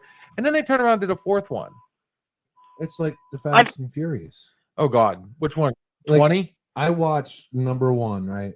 I was a broke kid, you know what I mean? Didn't have, a shit ton of money, so I didn't have cable, but I had a DVD player and I had a TV. And I fell in love with the Fast and Furious. So that's what I watched all day, every day for like, I don't know, 6 months. I just woke up, watched Fast and Furious 1. and that's what I loved. You know, it was authentic, it was original, it was real. It could happen. You know what I mean? Like I lived in Florida, like people were street racing, and now you have Vin Diesel, like they're fucking superheroes. They're like Marvel. They're going into space. They're taking rocket cars into space. I mean, Going into space, like slingshotting shit. That is not what this was originally intended for, and they kept doing it. You know what I mean? That's And what it's happens just- when I- they like, now if they do legalize another pot. one, I'm just like, yeah, legalize weed and look what happens, man. All of a sudden, Vin Diesel's in fucking space. You know, no, he was Dominic Toretto. He lived in he was at a garage, and yeah, he worked on cars. You know what I mean? Like he's not a fucking astronaut. Like I think that, you know, I did like the second one. I like Too Fast, Too Furious. Tokyo Drift was and then they came out with Fast and Furious, or is it The Fast and the Furious was the fourth one, and then there was Fast 5, and now it's like, yeah, I'm more furious and faster than you. and then when Paul Walker went down, I mean, it's almost like we have to try, you know, how do we sub? You know, we just lost one of our biggest stars, and when Paul Walker went down, we should have shut the show down. I agree. Maybe had like maybe a little tribute piece, which was kind of what I think. I think the Fast Five was. I think they did a great job at the end of the movie But it'll to never pay be- homage to him. And I think that's where it should have ended. I agree. That's where it when they should have both ended. drove off in different directions, they should have left it at that. You know, leave it there, man. Come up with something else, but Hollywood can't at the moment. So, like, if you really want, if you're into what like those get rich quick schemes, Hollywood is apparently desperate for fucking originality. I mean, look at what was it? You've- Damn it! I just lost. You know, name it. How about a sports movie? Bring out another sports movie. Those most of the time they do good. I mean, any given Sunday, I was one of the ones that did like that, but it did not do so hot. The one type of movie that will never go wrong. You can make it as sappy as you want. Let's call a spade on this. Field of Dreams was sappy, but you love it. Rudy, Tin Cup. I mean, the Bull sports- Durham. but you know what? They've all been movies about underdogs, because everybody loves a good underdog story. They've all been done. Slapshot, you know. Blindside. Blindside was good. You The know, Program is by far one of the best football movies ever. underdog story. Yeah, I mean, you sent me that the underdog with the guy with the face paint on and shit like that. Yeah. Fucking diva. Now you want to get busy. God damn. Uh-huh. Hey, yeah, you I guys mean, have it's all been mentioned. I'm sorry. Go ahead. No, he said he has to piss. That's all. He's like, he was trying to keep quiet. I got his mic up really loud now. Oh, okay. You guys, I do apologize. When I popped up, that's when my load was ready. So I didn't hear the beginning of your conversation. Forgive me if you've already mentioned this, but did you see that today we lost one of the greatest voice actors and somebody that's touched generations at 93 years old today? Today we lost Actually, I haven't. Today we lost James Earl Jones. No so way. may he Oh, rest come on, Darth At, Vader. at 93 years old, he was our Darth Vader. He was our kids' Mufasa. You know, he was a great Oh, my actor. He overcame Sandlot. 93 years old. That man had a good run, and I want to thank him for making us all feel like we had a Of course, dad on man. screen. He was amazing. So thank you for entertaining us, James Earl Jones. So you guys should have a shot Conan. He was to in the very him first and Conan. have one for me. Clear and present All danger. right, make this one a double. I guess we got to do one for both of them. Right there. Clear and present danger. He was Harrison Ford's Oh my God. advisor, political Coming to advisor. America. Here's, Coming to America. Yes. my son is sowing his royal seeds. they're Here's to probably Hollywood royalty at its best. James Earl Jones, R.I.P. brother. Thank you for everything. Rest in peace, man. There is a Oh. coffee up in the air for you. You're welcome. He is finally, you know what? He finally hit the field of dreams. Oh man. Yes, sir. You know what? That was such an underrated role for him. He was such a good part in that movie. Like we were talking about it, and is that what kind of made you think of it? Is when I brought up Field What? of Dreams? No, actually, I James read Earl it. Jones. I read it for a second while I was loading, and then a friend of mine texted me and said, "Hey, did you see James Earl Jones passed?" And I was like, "Aw." I read a nice little article about him. He was born in Mississippi at age 7. He did not start speaking until age 7, when an English teacher took interest in him and really started working with him and introduced him to poetry and the beauty of words. And he started out with a severe stutter due to traumatic situations that he eventually worked through and became generations of people's, we all loved him. Nobody ever has said, "Oh, I can't stand James Earl." He was amazing. He became something. So anybody that has any kind of feels like they're, not able to be successful because of something, there's always a way to work through almost everything, and you can do it. A little hard work and believing in yourself, and you can accomplish anything like he did. No, he did it, man. He had the gift of voice. I was telling my friend, could you unmistakable. imagine how he asked his wife out, with that voice? "Excuse me, ma'am, do you want to She was go like, on a "Fuck date?" this." I would love to take you to dinner. I mean, like, how do you say no to that voice? Yeah. And I'm sure he was we've a already had gentleman. stuff. Well, but you know what?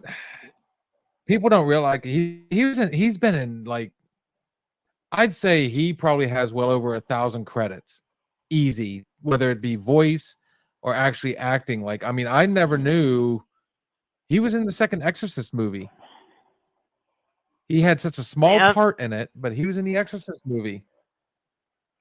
He used to just read books, man. People just like, Dude, he's good. just for the Working for voice. United Van Lines, we used to get audiobooks like crazy. And the driver one time, I'm trying to remember what it was, but it was some book, and it was read by James Earl Jones. And I tell you what, it was like impossible to, I hate to say it this way, it's going to sound really bad, but I could not stay awake. Like, it's just the way he talked is kind of like lulls you to sleep. Mm. Yeah. He had It probably such would a have helped if it was like a comforting, little, comforting, trusting voice. Very comforting. Yeah, kind of like Morgan Freeman. Morgan Freeman. Him and Morgan Freeman, I put them up there in the same category. Like, they just got that voice, man. No, I'm gonna have to look and see if those two have ever been in anything together, because I mean, they're just, man. Oh, it's a I'll tell you power what, couple. Morgan that's- Freeman. Oh man, the battle of the voices. That's two powerhouses going at it, man. That's voice on voice, man. That'd be great. My voice is better than yours, baby. Hi, I'm Barry White. Like, oh shit. You got the best of the best there, man. Yeah, no, that's sad in him passing, man. Sad in him passing. There's- 91, man. There's actually something on good YouTube. ass live. It is called Morgan Freeman versus James Earl Jones voice. Reading Little Red Riding Hood. And I'm not seeing anything where they were in a movie together. Says I they don't meet at think. Drowning I Miss think Daisy. it would You'd be. think that- I think it would be hard to cast the two of them together. I really do, because their personalities are so parallel. They're so similar. I don't, unless you made them brothers, but they're both too kind-hearted to be like feuding brothers or anything like. You know what I mean? They're just. I don't think you could Right. possibly cast the two together. I mean, what would be the premise? You know? Wow, dude. I never realized until just looking through his movies like this. I have seen so many movies that he's been in. List some of them It off. just goes to show. I mean, like holy crap. Okay, we'll go through we have Coming to America, The Lion King, Conan the Barbarian, The Sandlot, Field of Dreams, Coming to America 2, Return of the Jedi, Clear and Present Danger, Doctor Strangelove, Oh The wow, Sandlot that's 2, right. Welcome Home, Roscoe Jenkins. What's up? Oh wow, I forgot that movie. That's so good. The Hunt for Red October. He was in The Lion King Mm-mm. 2, Simba's Pride. He was in a movie that I actually own called Best of the Best. Patriot Games, Rogue One, A Star Wars, The Great White Hope, Meteor Man, Robots, Soul Man, which was hilarious. Oh God, I forgot about that one too. I absolutely love Soul Man. I wish I could find it today. Soul Man is about a kid that wants to get into college, and his dad says, well, we've decided to go ahead and cut you off. So he goes and he takes tanning pills to get the get into a black school, get into Harvard using a black scholarship. So, anyways, The Empire Strikes Back. He was in The Phantom Menace. Alan Quatermain's City of Lost Gold. Gang related that had Tupac and James Belushi. The Lion Guard, Return of the Lion King. Of course, he's done a movie with Bill Cosby and Sidney Poitier called A Piece of the Action. I'm like naming off different movies. Stuff that people might have seen. Okay, he did Disney's Nature Earth. Oh my God, yeah. So he did those, like, he did the wildlife voice. shit. Yeah, instead of it being David Attenborough, it was, a much, I mean, as much as I like that British voice, it's like, the Earth. Yeah. We're gonna miss him. R.I.P. brother. Yeah, I don't know how I missed that, but I did. Oh. So, anyways, yeah. There's not a lot. I mean, in talking about movies, I will say this here's one franchise that I've yet to see a bad one. Now, the third one didn't do so hot in theaters, but it's still, to this day, I mean, it's one of the best series out there, and it's still going strong. Alien has another one out right now. I think they need to quit. Called Romulus. I think they need to quit too. And I don't know. I like the series. I mean, the first one was all right. The second one was phenomenal. The third one, they killed off Sigourney Weaver, and it's like, okay, well, it's the end of it. And then they bring back Sigourney Weaver. All right, so I got a thought. Go ahead, finish your Alien. No, I was just saying. I mean, that's really the only ones out there right now, and that and Beetlejuice. So I'm gonna say I kind of had like an epiphany, like with all the social media. Whoa, and shit easy like on the that. big words. Epiphany. That's Oh, three. look at him. Look at Damn. that. He's looking up the Ooh. syllabus right there. He pulled it out. Oh, I said syllabus. Yeah, syllables. Yeah. So I had an epiphany right now. So nobody can all agree on this that nobody's going to the movies anymore. Nobody goes to the movies anymore. Last time my kids I haven't- really go to the movies, I can't even tell you. They go hang out at their friend's house. They go to a party or some shit like that. Or they don't go to the bowling alley. They don't go to the movies. Probably because like the movies are like, I don't know, a shit ton of money. I don't know what I Not don't even, I don't even know if like matinee is like a word anymore. dude. It's not. It's really not that expensive. Really, it's not. They've lowered the prices to bring people back into movies, but then there are now sites where people go in and they'll rip the movies and just put it out there, and sometimes it's good quality, sometimes it's not, but it's not hard to watch a movie for free anymore. It really isn't. So now my thought Mm-mm. process is, it just came to me. I just had like a fucking vision. Is that they're doing all these remakes now because they're going to attack the population that would go to the movies.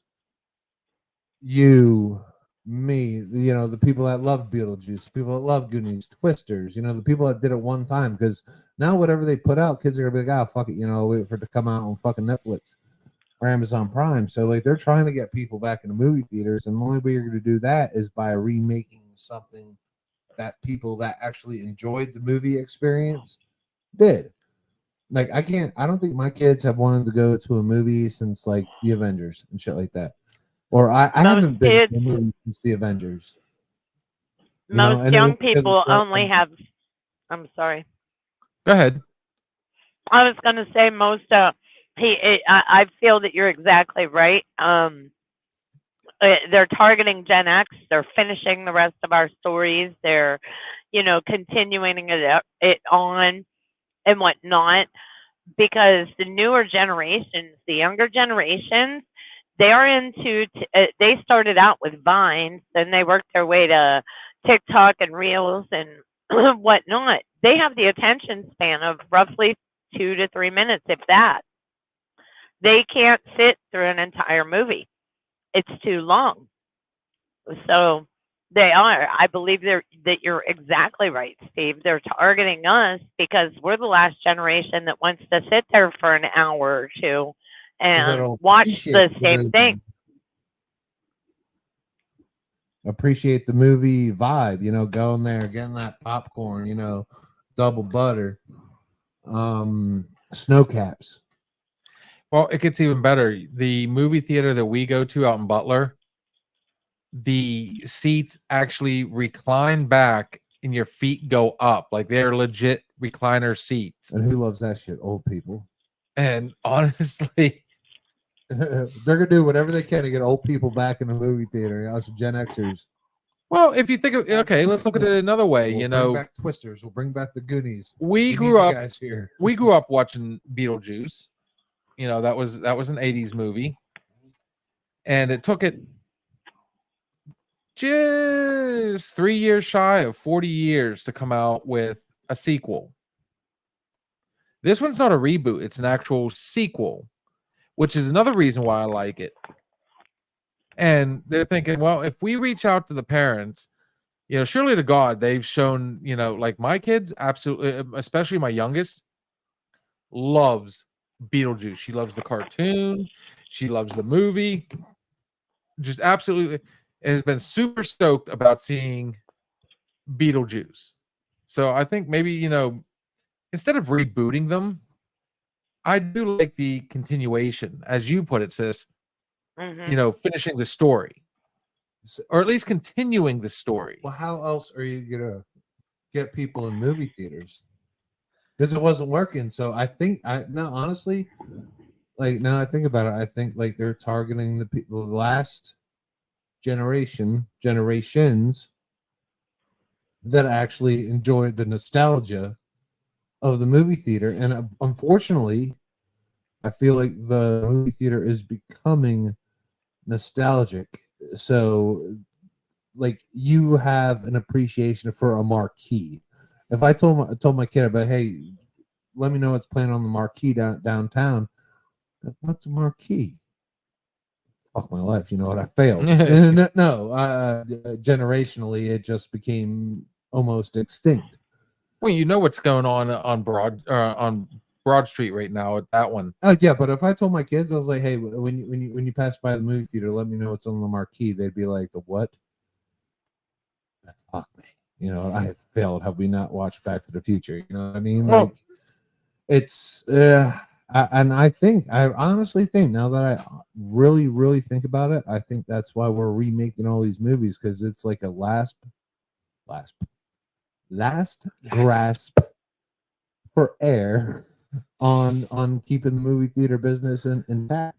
Well, it almost went Uh, under completely during the big C word. You know, when we went into the big lockdown, that put a hurting on a lot of movie theaters. Yeah, movie theater should have stayed open because you only get 6 people in there anyway. Like, Actually, it wasn't doing too bad before that because I'd gone to a handful of movies before, and you know, it didn't matter what day of the week it was still pretty crowded.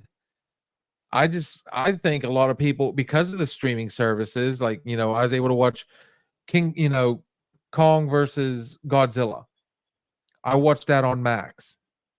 Mortal Kombat, I watched that one on Max, you know, for a while, and they were still doing it even after everybody got, you know, paroled, so to say. I think the last attempt to get the younger generation in a movie theater was that Taylor Swift shit. Remember that? Mm. And like They did that live concert. Yeah, it was like a live concert, but it wasn't live because it was in a movie theater. Like, what the fuck? You know what I mean? And like tons of people were going. They're like, "Oh, this is me taking my kid to Taylor Swift." You know, like Beyonce did it too. yeah, Beyonce. Yeah, I think that's what they got right now. That's where our creativity has landed us, like in the middle of fucking nowhere. We got Trolls 2, Trolls 3. You know, let me get like Trolls fighting fucking Transformers. I will go watch that shit. You know what I mean? Like give me some good. You know what I mean? Like Trolls get slaughtered by Megatron. You know, the fucking Transformers couldn't beat Megatron. The Trolls aren't, but you know, the Trolls will find a way. Like, show me. I will go to the movies for that. Once I will take the kids. It's kinda You like, had we- said. Go ahead. I'm sorry. I was gonna say, you kind of hit the nail on the head, you know, with, you know, remember when we were talking about doing the podcast and we wanted to do something that nobody else was doing. Well, in all honesty, there's over 10,000 active podcasts right now. So the chances of us coming up with something that nobody else has done is pretty nil. So when it comes to movies, what's been done? You know, what hasn't been done in a movie when you think about it? It's all been done, and that's what I like. We're going to stay on this for a second. What I think about what makes a podcast unique. It's everybody can say the same thing. I listen to a shit ton today. I drove around today. I DoorDash, and I go through my XM radio. I just click over till something interests me. I click over, and a lot of people say the same shit. A lot of the same shit I say, like, "Oh, be kinder to each other," you know, make this country better one person at a time. And I heard other people say that today. I'm like, well, I thought I was being fucking original. The only thing that you cannot duplicate in a podcast is the people that are doing it. Exactly. So you're getting Exactly. originality, not in what you say, but the people that you're listening to. So maybe me and I don't know, this bitch are saying the same fucking thing. You know what I mean? Two different podcasts, but maybe you like my voice better. But our opinions. Something that is never wrong is your own opinion. If you like my opinion better than somebody else's, listen to me. If you don't, listen to them. You know what? I won't be hurt. We've got a Jessica Duvos saying, "Hey, it's Tall Steve." Oh, Did I say that right? DeVos? DeVos, yeah. All right, that was right the first time. Cheerleading expertise right there. What's up, Jess? You were But yeah, I mentioning mean- the. Go ahead. Nope, after you. I was just going to say, you were mentioning the theaters, how they have recliners in them.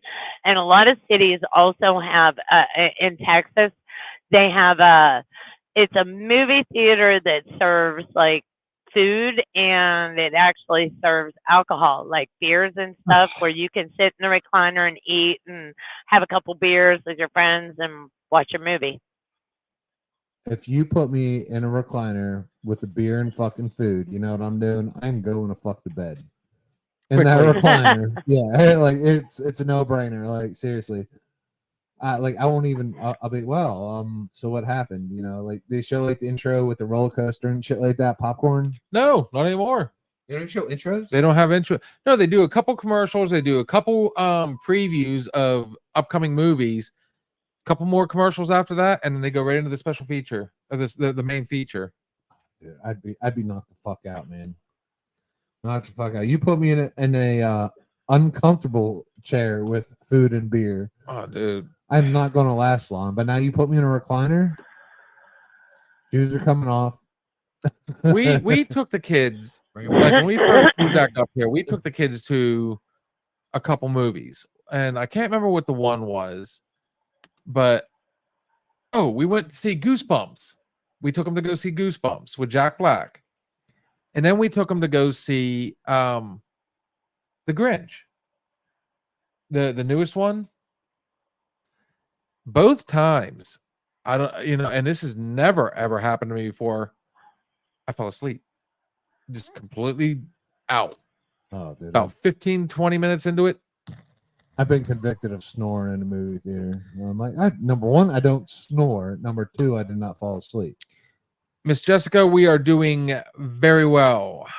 Thank you for asking. How are you doing? So I think our next step, like if we really want to keep movie theaters live, or if they do, this shit needs to be like a fucking roller coaster.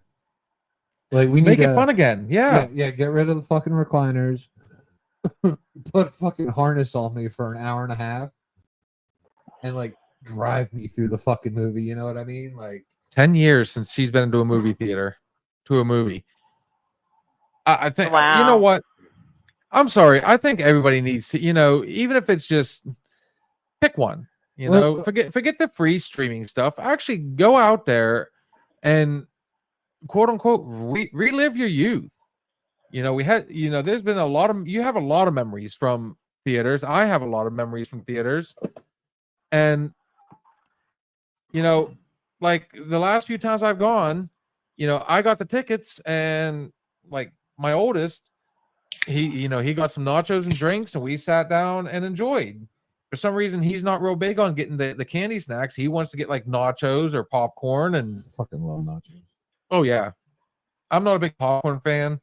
You give me nachos all day. Oh no! You got your tall drink, and you sit down, and There's a thing about the movie theater popcorn that's a little bit better. I mean, you should probably be able to DoorDash movie theater popcorn. Like if you're at home watching a movie, you should be able to DoorDash to Guthrie and be like, "I want a large popcorn with all the fucking." DoorDash $50 worth of movie theater. Yeah. Movie theater popcorn, you're paying $50 through DoorDash. You might as well get a $50 of pop. Now, I will say this, Sarah hates scary movies, but the last time her and I actually went to a movie together, just her and I, you just said it. Guess what we went and seen? Chapter 2. Hey. Over here at the Guthrie. Yeah, I mean, I can't warrant paying the $60 for two people to go to a movie for chocolate and popcorn when I know that motherfucker is going to be on my already paid subscription. Like, I just do it out of principle. So, I'm like, well, I'm not going to do that, just because I will go spend $60 at Cheats the same night. But like, just out of principle, you know what I mean? I'm a total goon for doing it. Like I said, it's either $7.50 or $8.50 a ticket now, whereas before COVID, it was like almost $12 to $13 a ticket. It was $26 for me and a friend of mine to go see Sinister. Did they come? The prices come down after COVID? Yes, they're doing everything they can to bring everybody back. So for $17, and then I think Connor, you're looking at about $24, $25 for, you know, a thing of nachos and 2 drinks and 2 movie tickets, and you get to recline back. Hell, I kick my shoes off every now and then. And I mean, you got it on a big screen. So, I mean, yeah, it does come out in the it comes out in the streaming. They always do. I mean, even back in the day, when you think about it, when cable first came out, if you waited a good handful of months, guess what? It was going to show up on HBO or Cinemax. Either way, you're still paying for it. You know, how much is a subscription to, you know, Paramount, HBO Max, Amazon Prime, you know, any of these, you know, Peacock, all these, you know, stream, you're still paying regardless. You might as well go out and enjoy the experience of sitting back and, you know, you get theater nachos and a drink, a huge drink, and you're looking at the big screen. And like I said, it's just like being a kid again. And, you know, the way I look at it, I'm doing it, you know, with my kids. So, or it could be a date night with you and, you know, your boyfriend, husband, wife, girlfriend, whatever. It was never the point, you know, money wasn't never the problem. It was the experience. You got to see this in a, you know, what, a 40 by 20 foot screen is larger than life, surround sound, you know, enjoy it. Hell, the inside smell of a movie theater I love. But I'm nostalgic like that. You're like, I'm old school. And I think that's why they're remaking all these movies to get us nostalgic folk back. Well, it's working with me because, like I said, I've only been disappointed in the last few movies I've seen with one. And that was definitely one they should not have touched. Or at least they should have definitely worked a lot harder. I would rather just go for... Oh, by the way, Jessica said she agreed with you about, you know, it's going to be out on a streaming service. You know, she'd rather just wait. Mm-hmm. Yeah, me too. I would rather, and I guess Sis does too. I would rather just go for a nice dinner than come home and watch Netflix. Oh boy, Netflix and chill. Who doesn't love that? Yeah, you know what happens during Netflix and chill, right? Yeah. Hey, Dad, I'm just going over to my friend's house and watch Netflix. You're grounded. Who said you can't do both? Uh, How much is it to go to a restaurant? I can't find my keys. How about that? I just, you know, it was me and 2 of my friends the other night. You know, they, you know, I haven't got to see them in a couple years. And it was me, Daniel, and Rachel. We had, you know, they bought the last time we all got together. So I bought this time. And in the end, for like 3 drinks, you know, we had 3 rounds of Guinness. And all 3 of us got sandwiches, you know, nothing big. We were at an Irish pub. $115 in the end. Holy fuck, where were you? The God. $115. That was burger and fries. A total of, you know, 9 Guinnesses. $115. On average, when me and Sarah go out to eat, it's still about 40, 50 bucks. We just went and got, you know, the cheapest breakfast we could this morning. We finally got, you know, some time together. And it was still almost $30. And all we got was, you know, some eggs, bacon, sausage, and, you know, she got an omelet and, you know, coffee. Oh, there my wasn't biggest a lot of peeve food. is the drinks. Drinks are insanely expensive, and I'm not talking just alcohol. Alcohol has always been the most expensive part if you're going to drink alcohol. But an orange juice, you want orange juice, it's better to, you know, get a full-size pickup truck with a V8 and a nitrous and drive, you know, 72 miles to a damn grocery store and get a carton of orange juice and bring it back. It'd be cheaper than what they charge. Well, And then I went to this one place and they filled it half full of ice. Who puts ice in orange juice? The hell? Who put ice in orange juice? but see, And here it's like I want names. $4 hang on, guys. for an orange juice. We have a really good thing, you know, You mean and now address? Jessica's even she's replied back, and she says, "Oh, I don't mind spending money on good food." But how many times have you spent money and the meal has sucked? Mm-hmm. Even in restaurants that you've gone to, I don't let's know. say for I years, think it's hit or miss. it is hit or miss. It's the same as, money shouldn't be an issue unless and she might not be a movie fan. That's fine. But, going to a movie and getting nachos and a drink and sitting down to a movie is really no different. You're taking a chance either way. You're going into a restaurant, damn, steak and potatoes, and then the steak comes back, you said medium, and it comes out like well done. You know what I mean? The potatoes are undercooked, overcooked. You're taking a gamble regardless. It's going to cost you money in the end. No matter what you do, you can't even go to McDonald's anymore without spending almost $10 just on yourself. So you're not just going, you're going for the experience. So honestly, I mean, there's nothing in this world that is cheap anymore.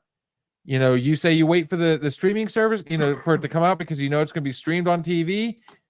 I mean, honestly, you can make the same meal that you just paid, $70 for like $30 by going to the grocery store. And then you cook it the way you want to cook it. So, I mean, unless you truly sit and wait until it comes out on Tubi, and then you're watching it with, commercials and so on and so forth, there's really no way around it. So, I mean, truth be told, it's tomato. So you might as well just go out, enjoy. You're taking a chance. I took a chance on The Crow. It absolutely sucked. I said it again. I cannot say it enough times. The Crow sucked. Twisters, me and my sis, we agree to disagree on this one. I liked it. She somewhat liked it. I thought it was good. Deadpool and Wolverine. I was scared to death that they built it up too much, and me and my kid absolutely laughed our asses off the whole time. It was great. Now, to the congregation out here, I got a question. If there is a movie, Oh, you cheap bastard, that hasn't been remade yet that you would like to see remade, and this is to everyone in the Chasky. What do you want to see? I would love to see a sequel, not a remake, but a sequel of Pretty Woman. What happened with and girls, ladies, I know you're going to agree with me on this. I would love to know what happened after they got back together. I want to know. Now she has money. Did she become charitable and try to help people in human trafficking? Did he continue to be a good guy? Did they lose it? Did they lose the fortune? And did they lose all his money because the economy tanked and now she's teaching him to live like a poor person? I mean, there is so much story that could go on. There is so much story. You asked the question, I gave you an answer. Pretty Woman. She took him for every penny. Every penny. You said the economy tanked, so now he's her pimp. She went right back full circle. She is now CEO, and she's doing well. Joey is doing well. There it is. Richard Gere, he's he taught her the ins and outs of business, and all of a sudden she became CEO, and then said, "You know what? He's in a one-bedroom apartment, and he's doing what he can to get by." No, but you answered a question real quick before because I was going to, add to his. Do you want to see a reboot, or would you rather see an actual true sequel, a continuation? Mm-hmm. And you just said you'd like to see a sequel. You want to see what happens afterwards. And in all honesty, yes, I loved Pretty Woman. Did they have kids? All the little bastards. They're running the Yeah. show right now. They all right? had 3 kids, and then she found out that she had a, you know, And Richard What Gere's if- paying child support, like her, yeah. her husband, her and her Did- husband did- who like drove, micro track. Did his buddy that slapped her, did he lose everything and build himself back up and swipe his company from him? You know what I mean? Did he get revenge per He se? turned around and sued him You after know. that punch, and Richard Gere lost Yeah. everything, and then she ended up leaving Yeah. Richard Gere for Jason Alexander, and in the end, the actual lawyer got him. Boom! I can work for Oh Hollywood. God. All I right, want to so- know what happened to. I want to know what happened to her friend too. That huffed on the when she looked at the older couple, and said, "For $50, the lady can watch." She's stripping up in Greenville right now. Right, right. Queen of Hearts. She's at the Queen of Oh Hearts. no, what they called now? It's not the Queen of Hearts anymore. It's Heartbreakers. No, yeah, is it Heartbreakers in Greenville? It's not the Queen of Hearts anymore. Shit. Damn, I loved it when it was the Queen of Hearts. Oh no, she became a born again Christian, and now she runs that church for porn stars to get out of porn. It's called heaven. Welcome to the Church of Steve. Sorry, babe. I bless you all. Sorry, babe. That heroin was laced. You're in a better place now. You're all healed. Father, I have sinned. It's cool. Father Steve said it's cool. I tell you what. Here's one I'd like to see people. You know what I thought was a very underrated, and I laugh at it every time. This Is the End Oh, that was good. with Seth Rogen. Everybody played themselves, And it was, and they were so obnoxious with their own characters. and Rihanna died like that. Oh yeah, they killed Rihanna like an immediate. I'm like, this movie's great. There's a sequel. it was so What real. so what happened to Hermione Granger? What happened to Emma Watson when she left the house? Yeah, so much. Honey, star they power. they could they just wrote pull that- they wrote the What? book. Oh my god, that was such a good movie. And then when Craig, meets him at the gates, welcome to heaven, motherfuckers. Yeah, that was a good movie, man. If you don't like Seth Rogen and you don't like James Franco. James Franco, you won't like it. But if you like them, the end is near as amazing. It was so good. Like I couldn't stop watching. I mean, it's like you should probably be high as shit when you watch it. It'll probably make it a lot better. I watched it not high as It's shit. almost legal now in Pennsylvania, so I mean they just might be. Yeah. I'm But- sorry, the twist at the end when they had he's like, just ask for anything. It's heaven. He goes, anything, and all of a sudden you hear everybody. Yeah, yeah. And they're all like, no fucking way. How much fun do they have? Do Rogan and That was Franco and that's the point. Like have making their movies? They get high and drunk as fuck, and they just made fun of themselves. yeah, They really did. and they're getting paid to do it. And they know it, man. I mean, that's what makes them fucking studs. Now, all right. So, is the end is near your reboot or your Sequel. sequel? Select? Oh, so you sis said she wants to see Pretty Woman. Pretty Woman, and you know what? You back that motherfucker up good. I All tell you right? what, I got I it. like it.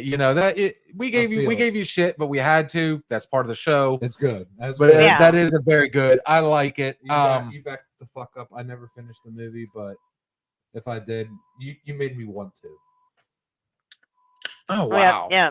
That is a really good We've- question. What would be and I asked, everybody else.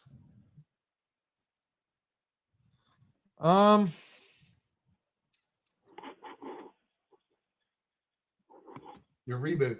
I'm thinking. Rebooty. Oh man. Honestly, Yeah, this I've is been the- this- thinking too. It's like a blank. There's too Well, many well, of them. Okay, here's one. I could think of probably a bunch, really, if I really sat down and thought hard about it. But the first one that comes to mind, and you guys are going to kind of think this is about and I know Roy Scheider's dead. Like 2 of the core 3 of this movie are dead. That's Robert Shaw and Roy Scheider. How about another Jaws? Let's end the story on that one. It's already been done, Jaws: The Revenge was an abomination, but it's been done. and Yeah, it's nobody wants to see Jaws. here's why I say, what is drawing all these sharks? Is it let's fill that plot hole. What is drawing the shark to the Brody family? And then you're gonna love my next one, but I'm gonna let Sis first. You guys will both love this. What do you mean my next one? Okay, so let's do a Jaws, and let's kill Jaws and all these Jaws sharks with one killer orca, Free Willy. Free Willy comes and saves everybody from the evil white sharks. We've already had a Free Willy 2. We've already had a Jaws 2. No, but you mix them together. Free Willy, since the kid helped him, the kid's like, go get the great white shark and get him to quit eating the Grady family. No. Free Willy was Brody nice. family. Yeah.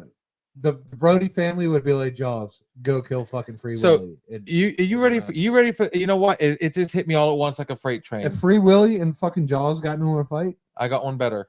you got Jaws. You're gonna love this one. I think they need to do a sequel to this newest Crow. Fuck. The reason being, Oh, for fuck's sake. They have set themselves up with the failure of this one, and as shitty as it is, how about give us a fucking movie that fills in all these holes and gives us a prominent ending, just like the original one did. They should never have come out with any other sequels after the original. That was Brandon Lee, Leave It Alone. They went with City of Angels after Brandon Lee. So I'm That saying, had Vincent Perez. leave the fucking Goonies alone. Leave it alone. Do not release the shit. But they stayed true Do not release to the Goonies original story. 2. Do not release the Goonies. This one did not. Don't fucking do it. Now I can see the Goonies having a strong potential. I think Beetlejuice is going to be successful. It's already had an awesome opening weekend. It's done well for itself because they brought the original cast back. They brought Tim Burton back to direct it. Well, you have Tim Burton, you have Winona Ryder, you have Michael Keaton. If you bring these people back, Catherine O'Hara. they are not going to let that movie go out there and fail. They have so much pride in their roles. Beetlejuice for Michael Keaton, it was a defining role in his career. Winona Ryder, that was a defining role in her career. They're not going to let that shit fail. Fuck what the director says. If they don't like what's going down, they're going to be like, yeah, no, that's not it. The director right now, he's a moderator. And these professional actors that have relished their career on these roles, they're not going to let shit come out unless it sucks. The Crow, Brandon Lee wasn't there. If Brandon Lee was there, he would have been like, fuck no, triple fuck no, fuck this guy, he's out. I mean, he's a good actor. I do like him as an actor. Bill Skarsgård or Brandon Lee? Skarsgård. Okay. I do like him as an actor, but I think the script was fucking dedicated to fail. And dude, this is just me coming from like the good fucking previews. I have not seen the movie. Oh, it's just you cannot replace some people. Like if you make saw the best you parts make of the a Top previews. Gun without Maverick and have somebody else be Maverick. Well, there you go. Go Okay. get fucked. Like it's not happening. There's only one Maverick. Like nobody can stand in So- with Maverick. Which also brings me to my next fucking point. Lady Gaga cannot Be Harley Quinn. be Harley fucking Quinn. I don't care if it's who the Joker is, Joaquin Phoenix, Jack Nicholson. It could be Jesus. I don't care. You went back and watched the show I was on, didn't you? No, I saw a picture of Lady Gaga dressed as Harley Quinn. Harley Quinn today. Ugh. I like lost my shit. I'm like, oh my god, if it's not her, like I only watch Harley Quinn for one reason, because it's Margot Robbie. Margot Robbie is Harley Quinn. She fucking exemplified, dude. She's it. She is it. And Lady Gaga, I don't care if River Phoenix wants to be the dark side of the Joker. Joaquin Phoenix wants to be the dark side of the Joker. We want to get into his persona and do the psychological breakdown of him. I don't give a fuck, but it cannot be anybody else but fucking Margot Robbie, because she has been Harley Quinn in Batman. She has been Harley Quinn and Will Smith. Talk to me. Oh, you're talking about the Suicide Squad. Suicide Squad, yes, and she's been it, dude. She's like, it's Dude, that's all she's been. Harley Quinn. She was in Suicide Squad. She was in The Suicide Squad, and then she did the standalone Birds of Prey. There's only So she's played that role 3 times. and now we're gonna make Gaga it. Come on, nothing against Gaga, man. Great actress, man. Great singer, dude. I like her as an actress from American Horror Story. You know what? She has not. A Star is disappointed. Born was actually that was a great movie. She fucking great actress, but seriously, don't make John Cena Tom Cruise in Maverick. Like, don't fucking do it. That's what's next. You know what I mean? Like, your role is your role. It's like, you said this to me the other day, Bill. Yeah, it was you. When you see who's the actor that plays Harry Potter? Daniel Radcliffe. Daniel Radcliffe. You can't see him in anything else but Harry Potter, no matter what. And he did that Quentin Tarantino film with Jessica Alba. Black and white half the time. I know what you're talking about. And he was like the man with the white glasses. Sin City. Sin City. No, that wasn't Daniel Radcliffe. He looked like Harry Potter, I know. Frodo? That was Frodo. That played. Yeah. All right, so it was Frodo. All right, so but like, and it was almost immediately after the Harry Potter. Elijah Wood. So it was Lord of the Rings. So all I saw was Elijah Wood, and then immediately after he went ahead and he did Sin City, and like I like, dude, the movie was good, but at the same time, I saw Harry Potter. I'm sorry. I saw Harry Potter. The lights were out. And it wasn't even. He was nothing but glasses. He wasn't even the Harry Potter character. He But was like you saw Harry Potter there. I think he was invisible. He was like invisible. Daniel and I'm like, Radcliffe. oh yeah, that's a Hobbit. Yeah. Daniel Radcliffe did a movie right after the Harry Potter movies called The Woman in Black. And there was a scene where he introduced it. Yes, thank you. Sarah went to that one with me, and we took Connor actually. And it was like, Sarah hates scary movies, and that one didn't bug her at all. It was so stupid. It was so pathetic. Pathetic. That's the only word I have for it. Pathetic. But in Daniel Radcliffe's defense, I read an article not long ago where he said, he's he didn't say it, but basically he's so very comfortable financially and established as an actor that from Harry Potter that he doesn't have to work. He does it, and I admire him for this. He does it because he enjoys it. He enjoys acting. So, I'll give him that. His choice of movies, not so well. We're all stuck seeing Harry Potter be the bad guy, be this, be that. But Harrison Ford did that, What Lies Beneath. And that was like an off role for him because we were all like, it's Harrison Ford. He's not a bad. Wait, what? He's the bad guy? What the? No. I was so. But, to be fair, I was so distressed out of that. That was not the first time he played the bad guy / asshole. If you think back to American Graffiti. Oh, yeah, but that was pre-Star Wars,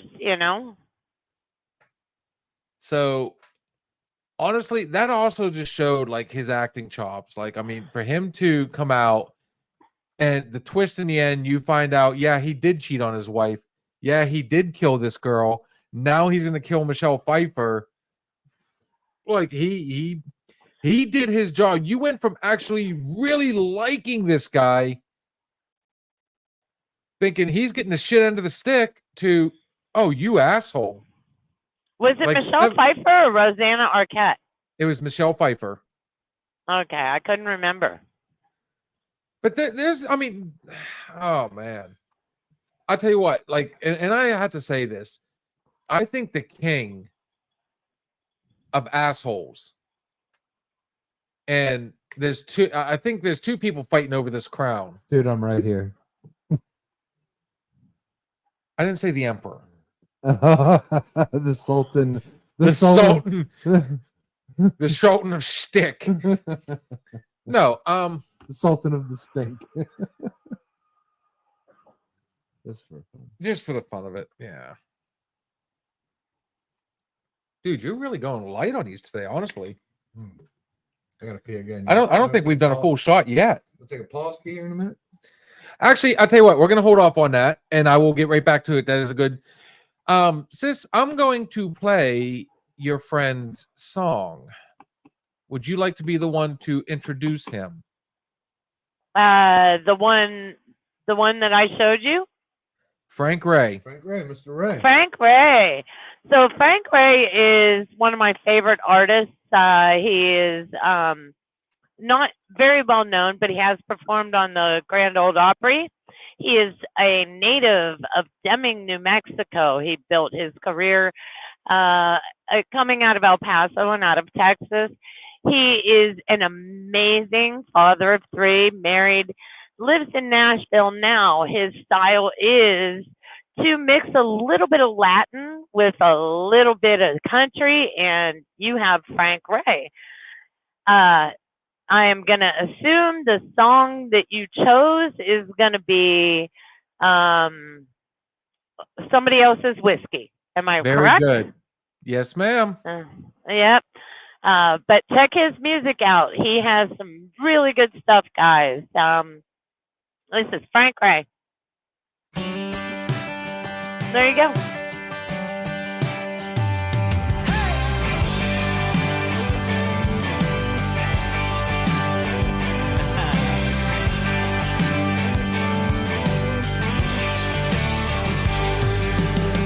I guess we both knew it was coming, but we put it off.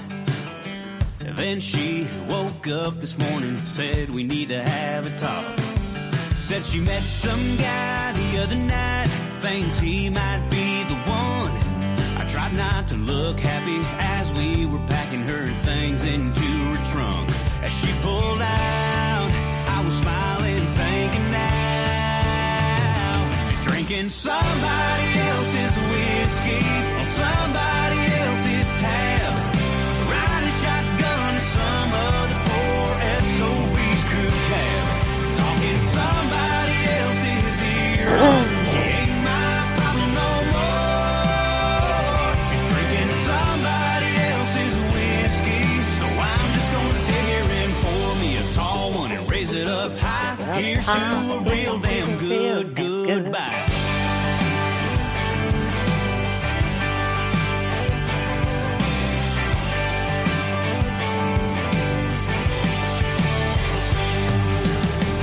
Thank God it didn't get ugly and worked out in the end.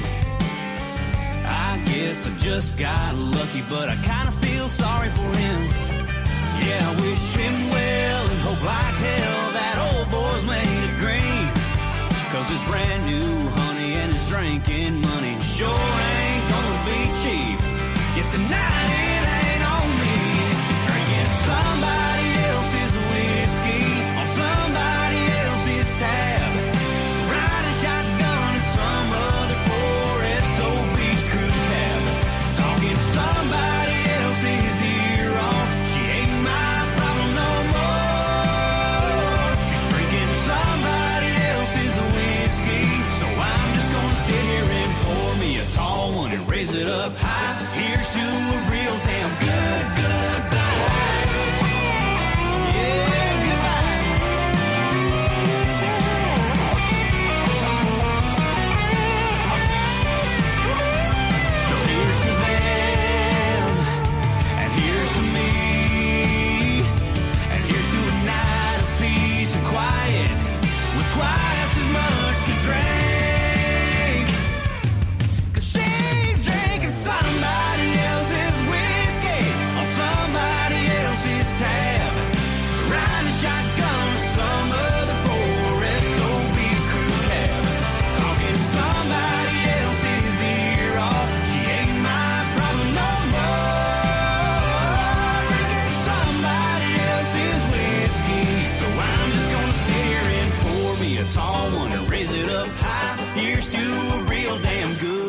goodbye. Goodbye. See ya, honey. Goodbye. Yeah, that's right. Yeah.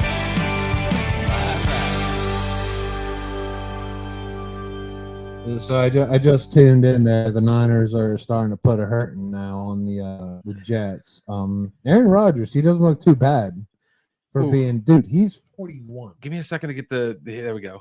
You know, Aaron Rodgers is 41. No, yeah. Oh, he's gonna try and pull Tom Brady, is he? I think he's 41. And I look at his picture and I'm like, all right, I'm gonna take my hat off. All right, so my football card looks like this. I'm gonna take my glasses off. I can't play football. Hey Steve, you know what I think of when I see you in that, without your hat? What's one move in bed that makes a man go crazy every time? Oh, that you do? gotta give him that huck too and spit on that thing. Fuck's Oh, sake. God. No, I hope- but Aaron Rodgers looks like he's like 45, dude. And I thought he was older than me. I was like, oh, God bless him, man. The man's 48, he's still balling. No, he's younger than me. So it makes me feel good about myself. Looking at Aaron Rodgers to me, I'm like, he definitely looks older than me. I thought he was like his upper 40s. So the Niners are up. Niners. Yeah, it's Okay. It's game over. It's been game over. So I will Okay, 29-13, and Niners about to score again. So on that note, I had started to say something. We're going to jump to a new subject here. I ask anybody to bring up a subject, but I do want to finish what I was trying to say. There are two actors out there that are the kings, the 100% king of being an asshole. And one of these guys, actually, both of them have been known to play non-asshole roles, but they're most known for being assholes. One of them being Kiefer Sutherland. And anybody that grew up in the 80s, watched any of his movies, He could be an asshole. oh, you hated him. Oh, I love him. Young Gun. If you were Young a woman, Gun. you were in love with him, but you were in Young love with Gun. the asshole. Young Guns, he was not an asshole at all. He was actually the softest hearted one out of the whole gang. That's why I said, not all of his roles, but the majority of his Yeah. roles. Was he Billy the Kid in Young Guns? No, he was not. He was Billy No, the Kid. Emilio was the Billy the Kid. Emilio, yeah. Emilio! And Val I Kilmer, love him. fucking star power. That's Val worth a light. Kilmer. Emilio Estevez. No, Val Sorry. Kilmer was Doc Holiday in something. Yeah, he was in Tombstone. Same shit. You're getting there. Same shit. Hey, The other by the one- way, go ahead. I'm sorry. The other one, and that's why I said these two are fighting over the crown, was Dennis Leary. I think he gets the win. But I think- if anybody that ever watched that, what was that?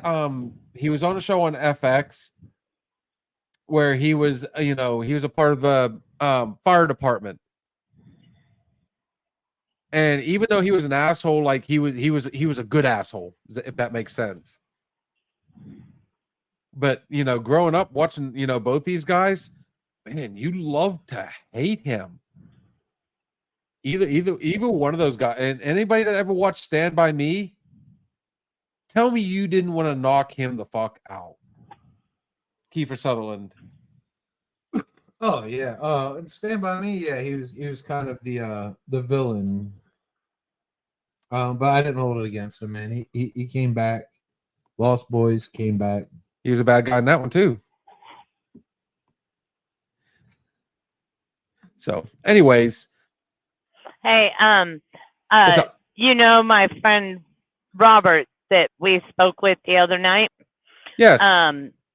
Okay, so he was a sweetheart and helped me with with my yard sale, but I gave him homework that he never followed up on. so when after the art sale and everything, we're sitting there, and I was like, "You're gonna watch Young Guns," and he's like, "Okay." After he's like, "Oh look!" After it was over, "Oh look, there's a second one. Can we watch the second one?" I'm like, "See, you were neglected all this time. You did not see Young Guns. That is like required watching. You know, it's just you have to watch Young Guns. That was Everybody knows. also Did you see this stuff? Did you see the size of that chicken?" you know what's awesome though? That was also one of those series where the sequel was better than the original, and the original had more star power. They were equal. They had the same people in both, hon. For the most part. You know, obviously you couldn't have Terrence Stamp in the second one because they killed him in the first one. They killed off Dermot Emilio's brother, Charlie Sheen, thank God. Charlie Sheen. They killed him off in the first That one. was the best part of the whole first movie. I hate. He was such a stupid character, and he was terrible. He had a terrible accent. I'm not a Charlie Sheen fan, though. Then they bring in William Peterson, who played Pat Garrett. Which I like the original. Pat Garrett appeared in the first one, though, and I like the original actor in the first one. Because Billy the Kid tested him. Billy the Kid tested him, and he said, "Are you my friend, Pat?" And he turned his back on him. And he said, "Yes, Billy, I'm your friend." And that was right before Tunstall got killed. And you know he what thought I like about shooting him. Yeah. No, here's my favorite part about the second one, and they touched on this. They never have 100% confirmed. They still to this day have not 100% confirmed that Pat Garrett killed Billy the Kid, and that's a fact. Right. There's too much evidence that shows that he really didn't do that, and they touched on that in the second one. Remember the old man at the very beginning who claimed, and they based that off a man that actually claimed to be Billy the Kid. Mm-hmm. But then they debunked him, so it's a back and forth thing, And that's what I like, because it's never been. It's so inconclusive. Mm-hmm. There's so much evidence that shows, and I get a kick out of conspiracies. I really do. I find them entertaining, but sometimes there's enough evidence that's compelling enough, and factual enough, it's that they still to this day debate whether or not Billy the Kid was shot by Pat Garrett. And I like the fact that they touched on that. Now, that particular character that they used for Young Guns 2, yes, he was debunked as, somebody that was actually Billy the Kid. But the fact Go ahead. I was just going to say, the fact is, that's one of the ones that, and we could do a whole show on conspiracy, honestly. Right. There's so much out there, but we'll save that, especially since we're 2.5 hours in. I've spent a lot of time in Lincoln County, New Mexico. You know this, which is where Billy the Kid roamed and Billy the Kid killed. And buffalo. He roamed. Exactly. Well, he couldn't stay in one place. He was too wanted, and he caused the real Billy the Kid, not the Hollywood Billy the Kid. And there are still descendants of the victims of William H. Bonney, and I'm sorry. I said you use the middle initial. All right, you got to try one up, little brother. That's fine, little sis. Sorry. Go ahead. Keep going. So anyhow, there are still families of victims, okay? Families that, their history has been uprooted because of we use the common moniker Billy the Kid. And they don't really take kindly to them, Hollywood especially, glamorizing Billy the Kid, because you know, if you really look at it, and I can sympathize with these people. I mean, now granted, I love the movies and I love the story that they told and whatnot. And you know, you find yourself rooting for Billy the Kid, you know, which is kind of messed up because he was a twisted person He was that an went actual through. outlaw. He was a fucking he- savage. He was an absolute he- fucking savage. Absolutely, and I kind of feel for these people because they don't like that we have, you know, their families are forgotten, yet Billy the Kid is a tourist attraction. His grave is a tourist attraction. You know, anything that man touched is a tourist attraction. This man was a mass murderer. You know, and here we are, we glamorize him. It would be the equivalent of somebody making a shrine to Jeffrey Dahmer, or, you know, Well- pick a criminal. Oh, here we go. You know, She so did. She opened it I up. mean, Here we go. just the other side of the coin is, you know, it is kind of my heart goes out to those families, you know, because it's almost like an in-your-face thing. Hollywood made money off of somebody that terrorized their history. So, Sis, I love you to death. This man's like, you know, he's a little volcano. No. He looks like he is like you knock something loose there. Let's see what he's got. No, outside of Hollywood, like I understand, like Billy Kid, he was a huge name. Doc Holliday, he was a sheriff for a large part, and I'm pretty sure deputy, but he was a marshal. He was a marshal for a little while. So he was allowed to kill. All right, so there's a reason this shit was called the fucking Wild West, because it was kill or be killed. The average lifespan of someone in the Wild West was like 34 years old, and that was men and women. I mean, you did not live long. I mean, that's why the people back then, they got married at 13 and 14, because you had no guarantee you're going to see fucking 20. So that's why, like, young marriages, and then they were like implemented, encouraged, because there was no guarantee you were going to see 20, dude, because it was. I wouldn't say that's the reason why they did it, but you know, call it the Wild West. We call it like crazy 80s and like the 90s or whatever. But it was seriously, it was the Wild West for a reason. Billy the Kid, he did commit crimes. He robbed banks. He did whatever he wanted to do, and he was a Mark Twain. well, And in the Wild West, you had bounty hunters and shit like that. So it was kill or be killed. He didn't kill people. He didn't go in. He did not kill families. He did not recklessly go in and just like kill families and overtake properties. He killed to survive because he was hunted. Because he did commit crimes. I don't think. I think it's the air of mystery over the whole thing, because you got to think they actually had to. They rebuilt the house, remodeled it, changed the address, but the original Amityville house is still online. I mean, you can go up there today and see, but you know, was it spiritual? Was it not? People still to this day go to Spawn Ranch, where Manson. They still drive by the mansion where Sharon Tate was killed. They go by the La Bianca house. They still go by the apartment building. I think it's still standing, where Jeffrey Dahmer, you brought him up. She compared him to. She compared. I'm just saying, people love that the kid didn't eat people. It was a fascination. It was it's the fascination. Here, even better. We'll go back to the Wild West. People to this day still flock to Deadwood in South Dakota. If you've ever watched that show, if you haven't, What show? Deadwood. Nope.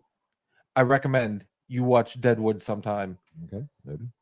Because the characters in that were every one of them were factual based. Calamity Jane. Deadwood is where Wild Bill Hickok was killed. There was the character of Scheringer. Saren he was a dude, he was a mass murderer. He really was. Like he was a psychotic dude that, you know, in the show they made him out to be a saloon guy, you know, he was, but Deadwood was an actual town, and it was the last town it was lawless. The US had not reached there yet. Does that make sense? Ish. It was a mining community that had no law. Like it was not under the jurisdiction. It was still basically Indian owned. So to this, I mean, it's just, I don't think it's, you know, so much. I don't put Billy the Kid down there with a serial killer. But I'm not putting them down there. I'm saying the point I didn't. The point is Says that, you know, people are fascinated by mass murder. You said controversial. Mass murder. You said mass murder. I used that as an example. No, Sid said mass murder. So What mass murder? Well, he was a mass murderer. yeah, to survive. Billy the Kid. Well, I wouldn't say the spy either. Dude, he was known to rob banks. He was known to, you know, just kill people on a whim on a poker game. Billy the Kid, he had 9 confirmed kills in real life. All right, so all right. Let me ask you guys this. I want to do a point perspective. All right, sis. So if you grew up in the Wild West, what would be your profession? I would be a brothel. No, I'd be a brothel owner. I knew you were going to say that. You'd be a hoe. You'd be a hoe. You'd be a whore bag. You'd be a whore. I'd be I'd be the madam of whores. I'd be the highest priced bitch in the place. But no, You'd be the bottom for real. bitch. Okay, so I do have a fascination with the history of the 1800s, the late 1800s, as you're calling it, the Wild West. And actually, you were given statistics on the life expectancy, and you're correct. A 40-year-old, you guys would be fucking ancient in the Wild West. Now, however,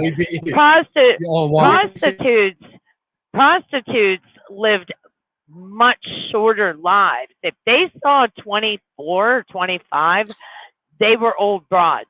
By the time they were in their mid-20s, they were so old and used that, you know, I mean, they were falling apart from the inside out. Seriously. So I'm not kidding you. I bet I've always been fascinated with Go ahead. I'm here. end of it, you know, because there were a lot of people just automatically go, oh, well, all the whorehouses were in the Southwest, you know, out west. No, that is not true. There were brothels all over this country. It was just what they were masked as in the east, on the eastern side of the country. What else did you do as a woman? And there were, I mean, you're what, farming? A lot of the women, the ladies, there were so many rules for prostitutes back then. They couldn't live on the same. They couldn't live on the same street as proper women. Proper women, proper women didn't allow them out during the day. Proper women did all the household chores. They created, you know, they made clothing, and they did a lot of other stuff. But women in the Southwest, or in the Wild West, as you're putting it, were absolutely fascinating. How far that, you know, how in the background they were. You know, but they actually held a lot of power as well, like the proper women, because they could convince their husbands to do just about anything. Seriously. Yeah. In the like you heard like Night at the Museum. You do, you know. Okay, so we've seen. Let's bring up the Boondock Saints, when there was a scene where he says, you know, the rule of thumb, in the late 1800s, all the way up into the early 1900s, men were allowed to beat their women as long as they use a stick no wider than their thumb. Hence the That's rule their of thumb. thumb. Then they're throwing. Right. So Right. no, that is correct. That is the correct. women I did said not- convince. The women I did said not. convince. They They would. The women were still more British, more from the European descent. A lot of them, and yes, the husbands could beat them for doing wrong, but what I said was they could convince their husbands to do a lot of things in the name of being proper. These women were more worried about what you saw on the outside, what you saw on the outside than what went on behind your closed doors. So yes, you could beat your wife anytime you wanted, but she controlled what the public saw out of you. You know what I mean? You could beat her to a pulp and she would stay in the house for a week, but you did not leave the house. You acted proper, you looked proper, you kept yourself together. So, you know, What she would. history book are They you would. reading? They would. I'll give you a library. I'll give you a library. Oh, please, fact check. Run it. I'm sorry, you know. Why do you think, I mean, women are so hardcore today? I mean, if it wasn't for that one woman, you know, and I worked with a lady at Giant Eagle. She said she would rather stay at home and take care of the kids and clean the house. And the only reason she's working today is because some bitch burned her bra. I've said that was an same exact thing. quote, and that stuck to me. She legitimately burned her bra. Yeah, there was a woman out there that She in burned her bra. protest, she burnt her bra. Lit that shit on fire. She lit it on fire. I've said the same thing. I've said the same thing. Life would be so much easier. But then again, I wouldn't give up my life as it is today. Especially especially back in the Wild West, the woman's job was to make sure the food was prepped. You know, the husband killed it, the woman cleaned it, she cooked it, she, you know, she made sure the laundry was done. You know, women back in the day had there's no other way to say it. They had no rights. Their job was to bear the children, take care of the children, make sure the house stayed clean. And the husband was supposed to, you know, he was the provider. He was, you know, that's why they say Lord of the Manor. Well, that's why so many chose to go ahead and get into the bar hospitality industry and just be a whore, because it seems like a lot easier.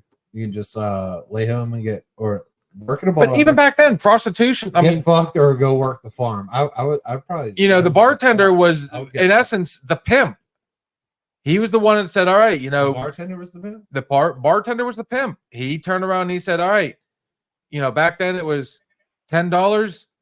You get 20 minutes, take her up in the room.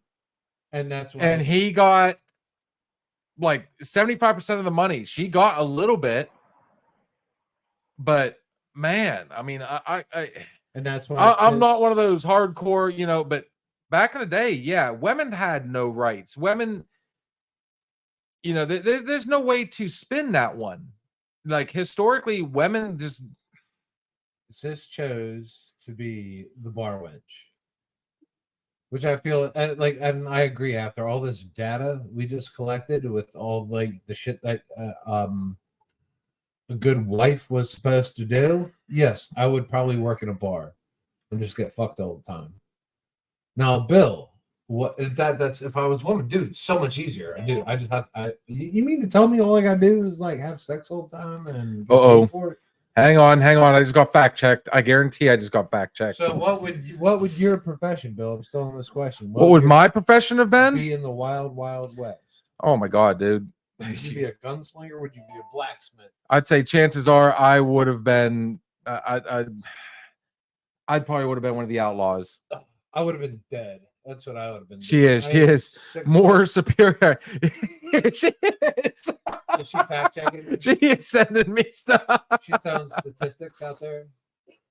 Proper women, many middle and upper class women believed they were morally superior to men.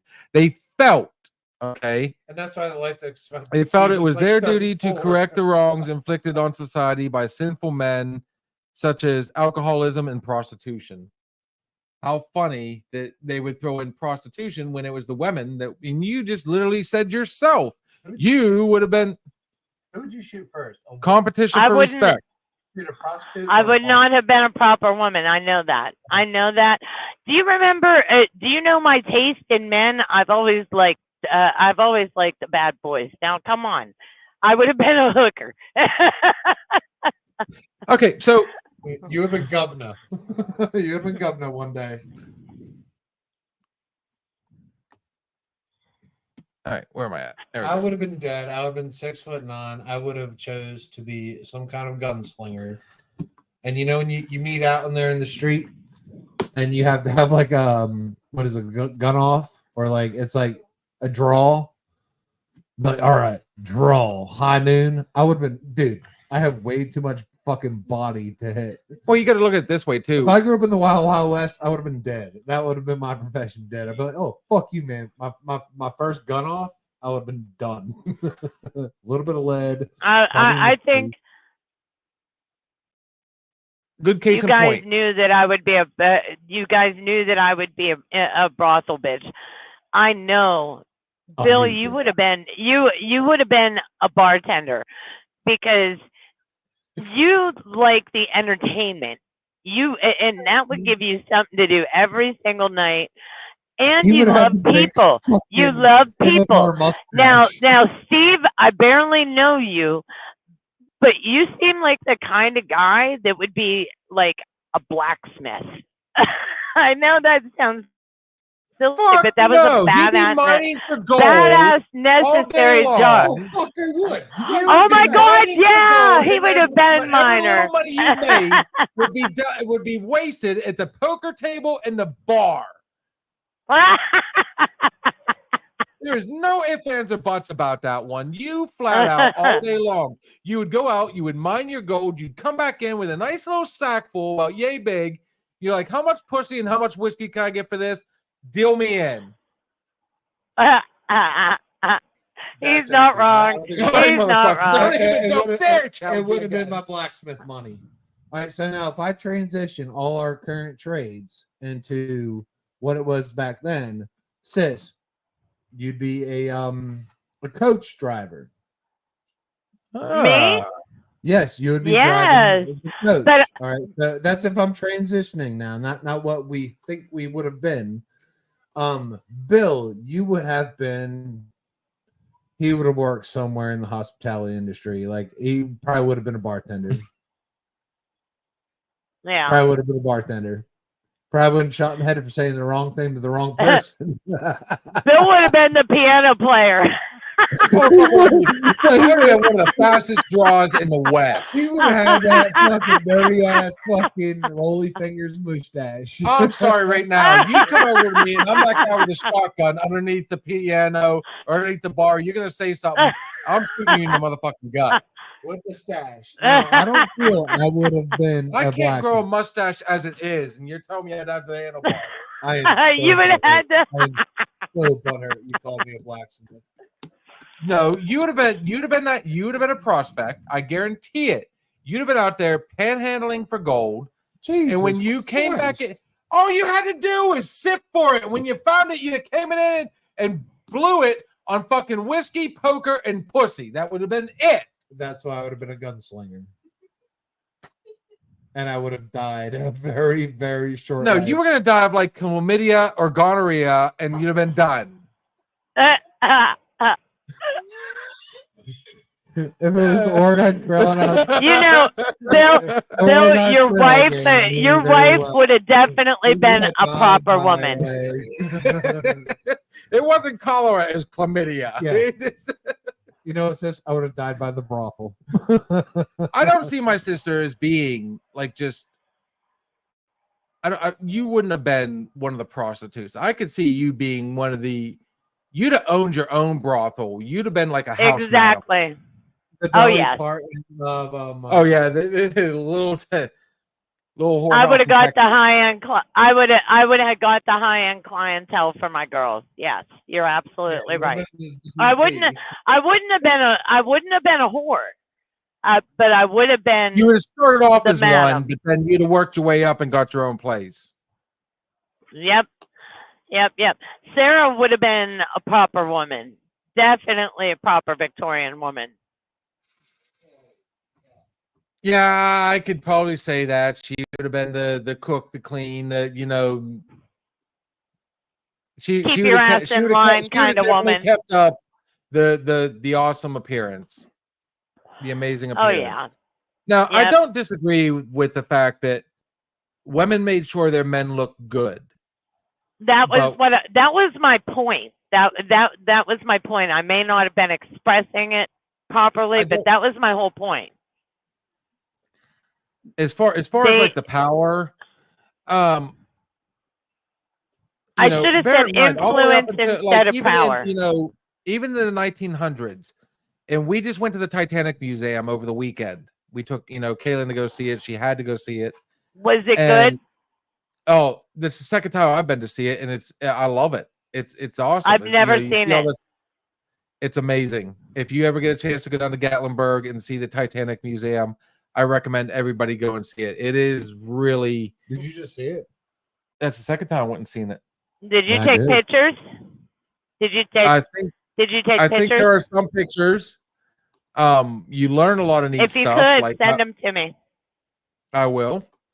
So But- they put Thank the you. Titanic Museum in Tennessee. the richest man. No, it's all open. It's open. It's open Monday through Friday. So, we have a guest right now. She's kind of just sitting off to the side, checking things out. Oh. The richest man on the Titanic. Easy, buddy. Breathe. Take a breath. It just makes me feel better about myself. Titanic. Yeah. No, on the Titanic was John Astor. That was a real individual. He was the richest man, but his wife was also 15 years old. And Wow. she was pregnant at the time. This wasn't a while And back. even back then, that was a big no-no. What, but- dating someone like But the fact of the matter is, women have always, men have used women, check out my wife, even then. So when you say there was some power there, yeah, there was, believe it or not, and the richer the man was, the more powerful the woman was. Correct. But That's back- probably more what I was trying to vocalize than anything. but And So it was Yeah. like the introduction of the gold digger. fair enough. She take my money. hey, speaking of pictures, speaking of pictures, Bill, did you show Steve those pictures of you that I sent you? Fuck no, he didn't. He only Show showed me him. the one of you. If you want to see a human being that that I think is a vampire, it's my baby brother, because that man has not changed barely at all. Like his face, the one though, and I think I had it on the bottom right hand Dude, that really is side. my shit. Man, Connor looks like you. Oh yeah. Connor's little William. That's me. Oh my gosh. He's like a vampire. He hasn't changed at all. You know what? I don't think you showed me all the His- pictures. His response to me was, yeah, maybe a few wrinkles. Where? You haven't aged at all. I can't see. Is that the picture of you? That was all of them, but the light was reflecting off it pretty hardcore. Fuck Yeah. you mean he hasn't aged at all. He's like fucking 40 years older in that picture. That's a cat. That's a cat that makes it up onto the fucking windowsill there. You're lucky that's all they make it up on.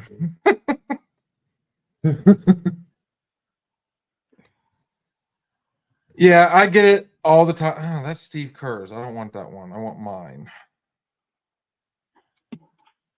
So I can see who's all on here. You're approaching a 3K, my man. Oh man, we're killing it. Yeah, we're pushing the 3 hour mark.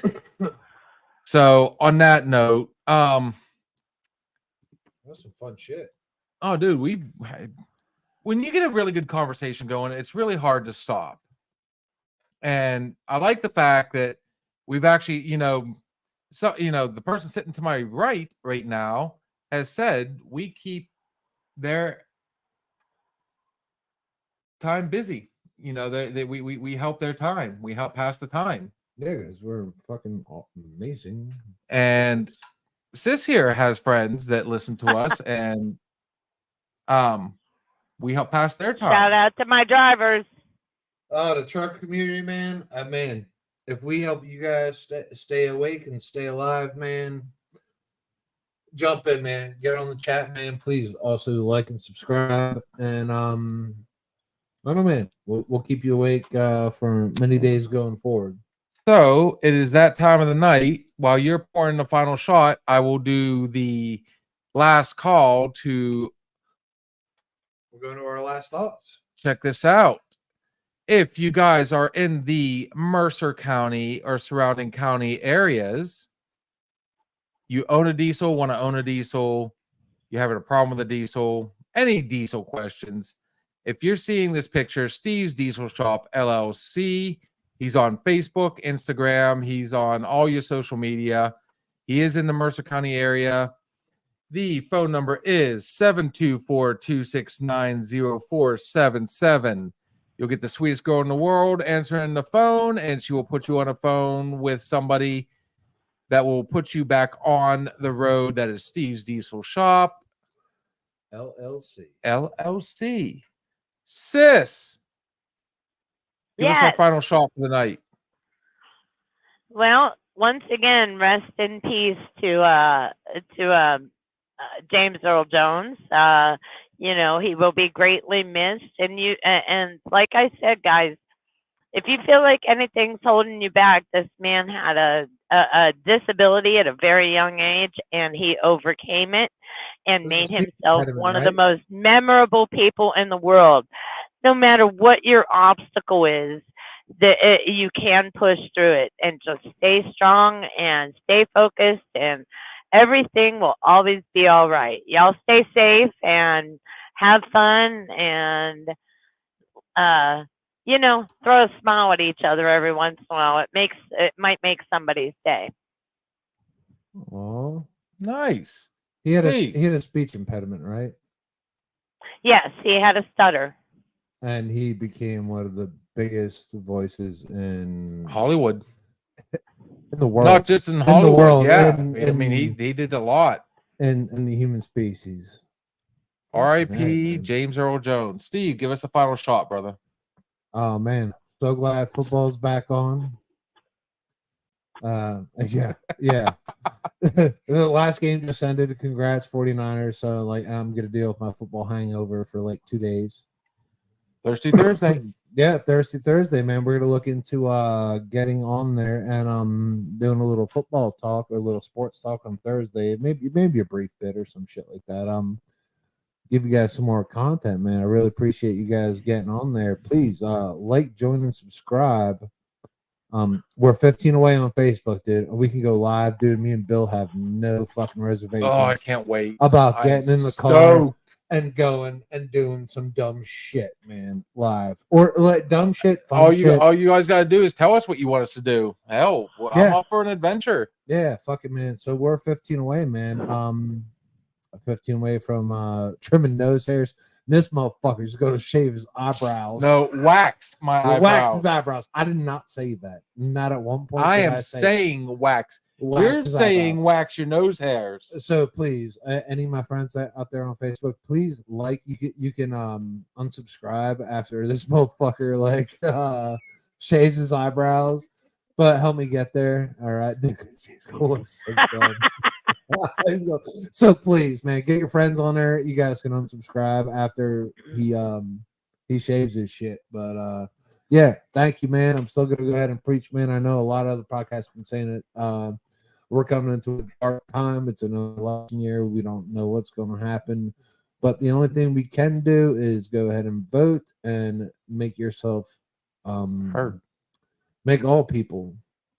You want to make the next person better, make yourself better. And Nice. We'll do this one person at a time. Bill. Ah, I like that. One person at a time, dude. You're getting. You know what? You say that every time. I like it. That's gonna be your thing. One person at a time.